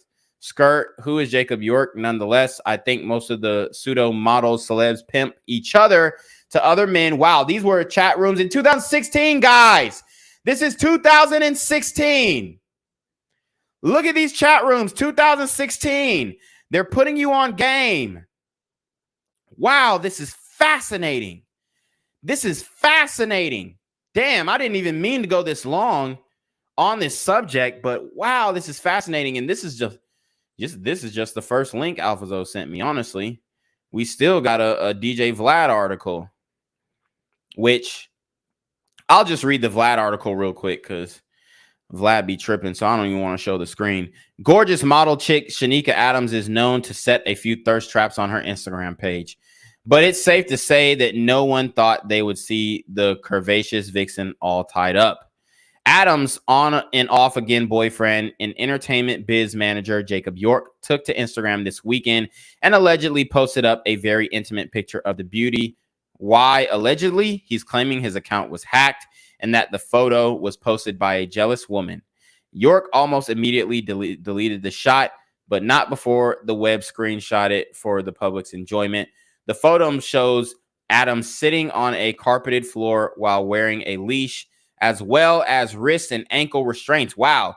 Check out the pic. More of Adams above. Do you believe York was hacked or simply had a change of mind after posting the freaky flick? Sound off below. So wow, that is insane. I didn't even see that picture. Probably because I was going to class. But I didn't even see that picture, bruh. And that's crazy. And he posted that, or apparently the girl posted it, whatever. Plausible deniability. You know, it is what it is. So let's see. Celebs pimp out each other to men, and I think they have intercourse with each other too. I think women like Shambonita, Miss Bling Miami, and these are old head Instagram models. Allie's on Jordas, pimp, whatever. They're buddies to other men and had threesome exes to get extra money. Something similar to Trix and Ebony from the Players Club. It's very entertaining but sad. At the end of the day, when IG will be a memory, most of these pseudo celebs won't have shit to show for it. Yeah, so it looks like Shanika Adams has really transitioned into entrepreneurship, and all power to her. And she's still looking beautiful. But definitely she does have the digital footprint of an adult film actress. So that is, very sad. All this sucking, fucking, and supposed to be pimping. Might I ask where the houses, cars, and shit, cash in the bank, things real hustlers come up on? And this is what, I don't know, Country for Life doesn't understand. That, unfortunately, ma'am, most women in the sex industry, they waste their money. They waste their money. I think both women are sad, to be honest. Hopefully they mature emotionally and mentally. So in 5 to 10 years, they can have something substantial to show for instead of old designer bags and shoes. Shan is hilarious. Shanika been getting... Oh, yes. This is a reply. Girl, where? I remember seeing a comment on one of those damn IG blogs asking if she was behind one of these damn blogs. I can't even remember which one. There are so many popping up. That's the lick for her, though, because she's in the crowd, and I'm sure she knows all the damn tea. I can't remember if it's Tea Spills or Industry on Blast. How was she found out? Oh, wow. So they're saying that she could potentially be behind Tea Spills or Industry on Blast, and those are huge blogs. Those are huge blogs. So if she's behind that, then she's probably making way more than because Industry on Blast is a huge blog. I mean, fucking huge. Let's see. So is she behind Industry on Blast? Hold on. Let me see. I don't know. Let me look at the link in her bio. So she got her booking link. Okay. And okay. Yeah, I don't know. I don't know if she's behind Industry on Blast. So, but that's a huge blog. They've got 333K followers on Instagram. Are these women talking about Karuchi's manager? Shanika, so did Jacob York manage Karuchi as well? That's wild. Shanika is supposedly behind T Spill's page and Your Faves Before Money. I remember she posted a pic of her, or he posted a pic of her laying next to a girl ass naked as if they had a threesome the night before. Wow. Girl. Okay. I'm trying to keep up. She is allegedly T Spills or T Spills LA or T Spills Loss, I guess. LA's maybe. I don't know. I meant to say Day Bella, not Supa. She was posting email screenshots from a fake account she sent to the girl. She was arguing with Supa too the other day for something different. Wow. I mean, all this is, they're talking about Angela Simmons. I thought Angela Simmons was exposed for running one of those pages. Okay. So anyways, this is like hella gossipy. I mean, it got deep. All right, guys. So we're going to go ahead and get up out of here, man. We went for 3 hours. I meant to stop it at 2.5, but hey, let's see. Alvazo says she has a dope personality and very cool. She fell victim to hypergamy and wanting the status. Facts. This is why RP is important. Jacob York is a fat lame who bossed up and accumulated a ton of money. He didn't work on his mouthpiece, so he goes in his life eating all the cake he wants and in RP rage. Facts. Alphazo says Jacob York has crossed business partners and backdoored them for women. I believe that. I dealt with another woman who got burned by him while he was banging Shanika. I was like, dang, this dude really piping these 304s for show. Alvazo says back then, men still had morality and values. A sex tape getting leaked would automatically disqualify women and disgust us. Not like now, where men actually pursue the girl even more after exposure. Facts. Alvazo says, I always tell men, you guys have no idea where these girls been, and they have done. Your stomach would turn. Facts, because all these stories about Shanika Adams, I had no clue. But she has, I mean, I wouldn't be surprised if she went to Dubai and came up on some bands, okay? Alpha Low says makes it even worse when you know the men who skeet on them or skirt them out and have to interact with them. Yeah, that fucking sucks. I mean, being in a room full of your peers who have fucked your girl is insane. Alpha Low says yeah, so I read that part. Oh, he says slur them. Oh, he just corrected himself. Sham Bonita used to be what Ruby Rose and Brittany Renner are today. Funny how the generations recycle. Facts. Alpha though says all these suspicious and games I was taught as a kid was verified and confirmed when I got into the industry. Yeah. Alpha though says Jacob York got sued by Karrueche while she was with Chris Brown. I don't have proof, but it's alleged that he banged her too. Yeah, I believe it. I mean, any of these managers, whatever, they're definitely banging these girls out before they introduce them to the industry. That's just like standard par for the course, okay? And Jacob York, he can virtue signal on Instagram all he wants, but honestly, like, and he's still rubbing shoulders with very powerful men. So I can see how it can be intimidating to really come out with anything substantial. And I'm sure that he has not incriminated himself, significantly or substantially, but what I will say about Jacob York is he definitely knows how to put himself in a room with very high value elite black men and Jewish men. Okay. And that has separated him. And he is an African brother, so he's got that hustle in him. That separated him from a lot of guys. Like Alphazo said, he probably was rejected by women early on, and he knows that they don't necessarily want him for the way that he looks or who he is. They want him for what he can do for them, and he can do a lot for them.